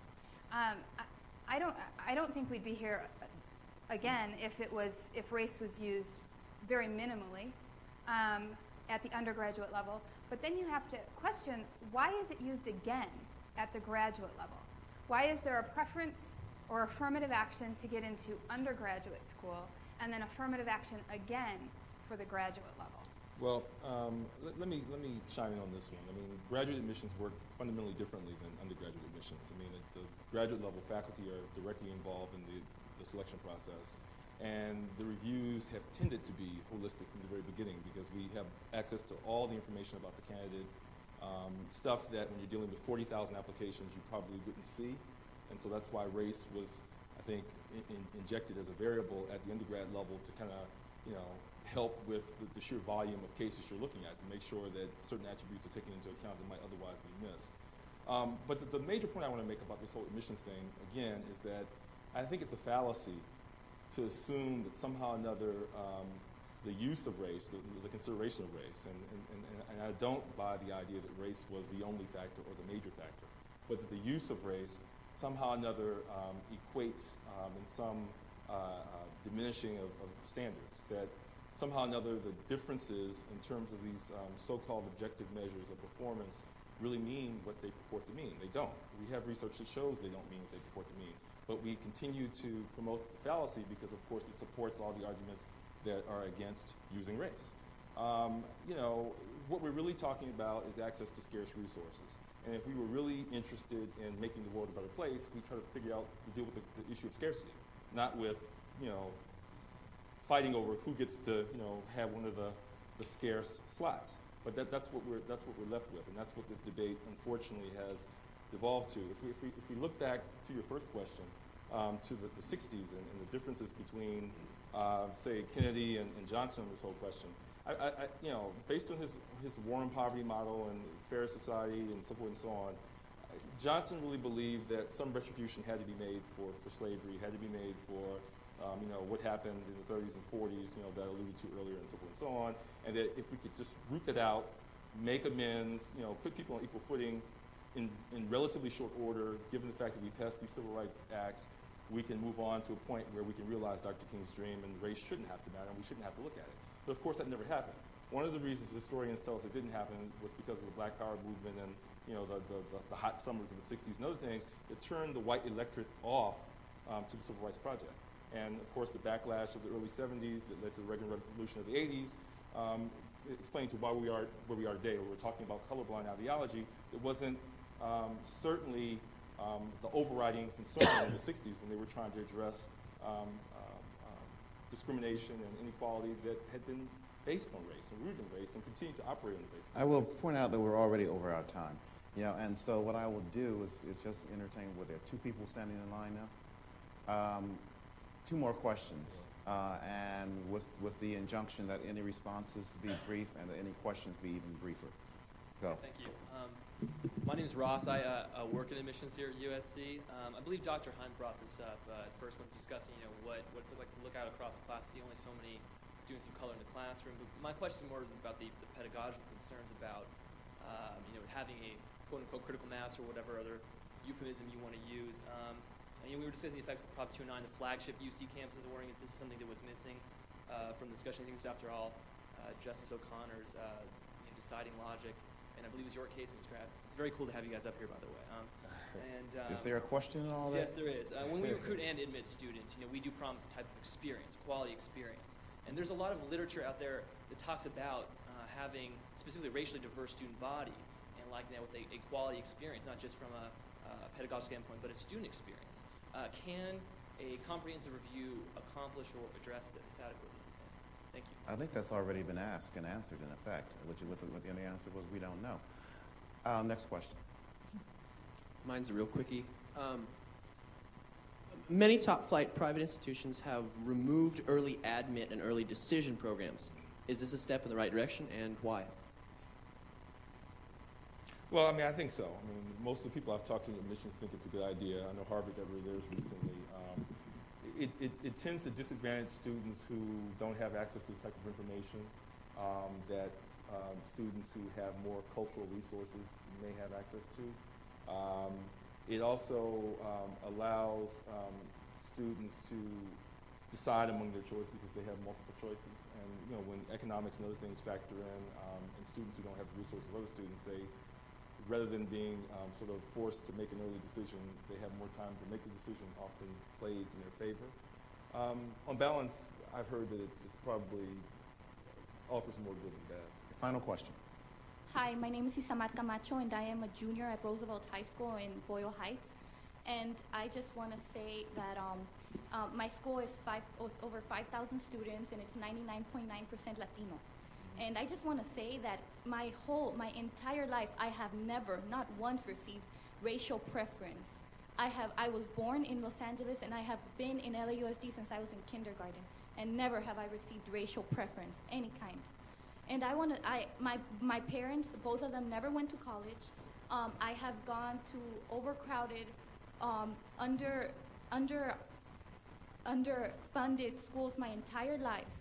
And I want to say, right now I am going to ELAC, to East Los Angeles Community College, to get extra classes, to get all the requirements that I need to go to UC Berkeley. And I am trying my hardest to get there. And there are obstacles that we have had to overcome. I had to wait 2 weeks to get my book for my class, so that to get my books, because my mother had to raise the money to get my books. 2 weeks I had to spend in that class without a book, just copying notes and asking other people what their book said. And my question is, do you believe that it is not discriminatory to ignore all the obstacles and racism that I have had to overcome and face, and not be looked at as a concrete person that I am? Okay. Well, I'll just. Oh well. Okay. I'll defer. I don't think that anyone is saying up here that we should ignore those obstacles. In fact, I think just the opposite. I think we're saying that our universities, our government, should be looking at those obstacles, should be looking at people as individuals. But you shouldn't only be looking at obstacles for students of some groups. You should be looking at all students and looking at what they've done with the opportunities that they've had, and what they've done with those opportunities. Under comprehensive review, your background would probably rise to a higher level than it did before 2009. But aren't you saying that that should be ignored? That No. the obstacles that I have faced, because I am a Latina, Yeah, should be ignored? But the obstacles you face, there's nothing that prohibits the university from looking at your obstacles and taking... Proposition 209 prohibits that they look at that. No, ma'am, it doesn't. Proposition 209 and the Regent's response to that with comprehensive review allows them to look at the fact that you're first-generation college, the fact that you're low income, all of those factors the university can look at. Well, it's just not Right, race, but right, I think an intellectually honest response to that would say that there are obstacles that are at least correlated or associated with coming from certain ethnic groups that no comprehensive review process is going to look at. Gonna capture. Yeah, and so the question is whether that's okay or not okay. Final comment, Darnell, and Yeah, final comment. that's the $1 million question for us right now at UCLA, trying to figure out, given the fact that the one tool we had that worked, and affirmative action worked in certain respects. I mean, if you track the affluence and the progress of African Americans in particular over time, it ebbs and flows with societal support for affirmative action. That much is clear. The black middle class was largely built in affirmative action, and to the degree that affirmative action goes away, everyone's wondering what's going to happen to the black middle class. But to get back to your question, the devil's in the details. I mean, with this whole comprehensive review thing, as the Regent knows, comprehensive review has been the policy of UC since 2001, 2002. But every campus practiced it differently and had different results based on how they practice comprehensive review. So your particular situation might be looked at very differently at UC Berkeley than at UCLA at different points in time, depending upon how comprehensive review was implemented. And not being able to use race and to use the peculiarities of your experience based on your ethnic group or racial group membership may make it more difficult for UC Berkeley, even now, to give you due credit for what you have achieved despite the obstacles you have. That's what we're concerned about. You're going to have the final panelist word, Andrea. Well, I appreciate you coming and having the courage to say what you just did. I think it's important that you know that you're not alone, unfortunately. Absolutely. That half of the Latino school-age population in this state attends a intensely segregated school. Mm-hmm. And these intensely segregated schools usually receive about $500,000 less than the other schools in the state. So it's true, you are at a disadvantage. I would hope that a comprehensive review process would take that into account, but the reality of the situation is that the UCs in particular are still relying on high stakes tests that do not themselves account for the fact that you are Latina in a school that's underfunded, and so the test itself is going to be a difficult obstacle for you, and all those like you to overcome. And I think that, I don't say that to discourage you, I say that both to make a point to the audience that comprehensive review, as was already pointed out, isn't going to balance out the hardships that you've faced in life. And secondly, that that you should really focus on the high stakes tests. They're horrible. They don't mean anything. They don't correlate with anything. But they are still being used disproportionately. Gatekeepers. What's that? Gatekeepers. They are gatekeepers. And so if you do nothing else, this is a personal recommendation to you. If you do nothing else to prepare to get into UC Berkeley, you should still do all that you can to prepare for the SAT or the ACT, whichever test you choose to take. Well, let me thank you, the audience, for your indulgence and your patience and your forbearance. It's been an interesting discussion, an interesting afternoon. And let me also thank the panelists, Ward Connolly, Andrea Guerrero, Jennifer Gratz, and Darnell Hunt for spending this time with us. There will be a reception, I believe, immediately following, at which point you can continue the discussion if you wish. Thank you to all of us.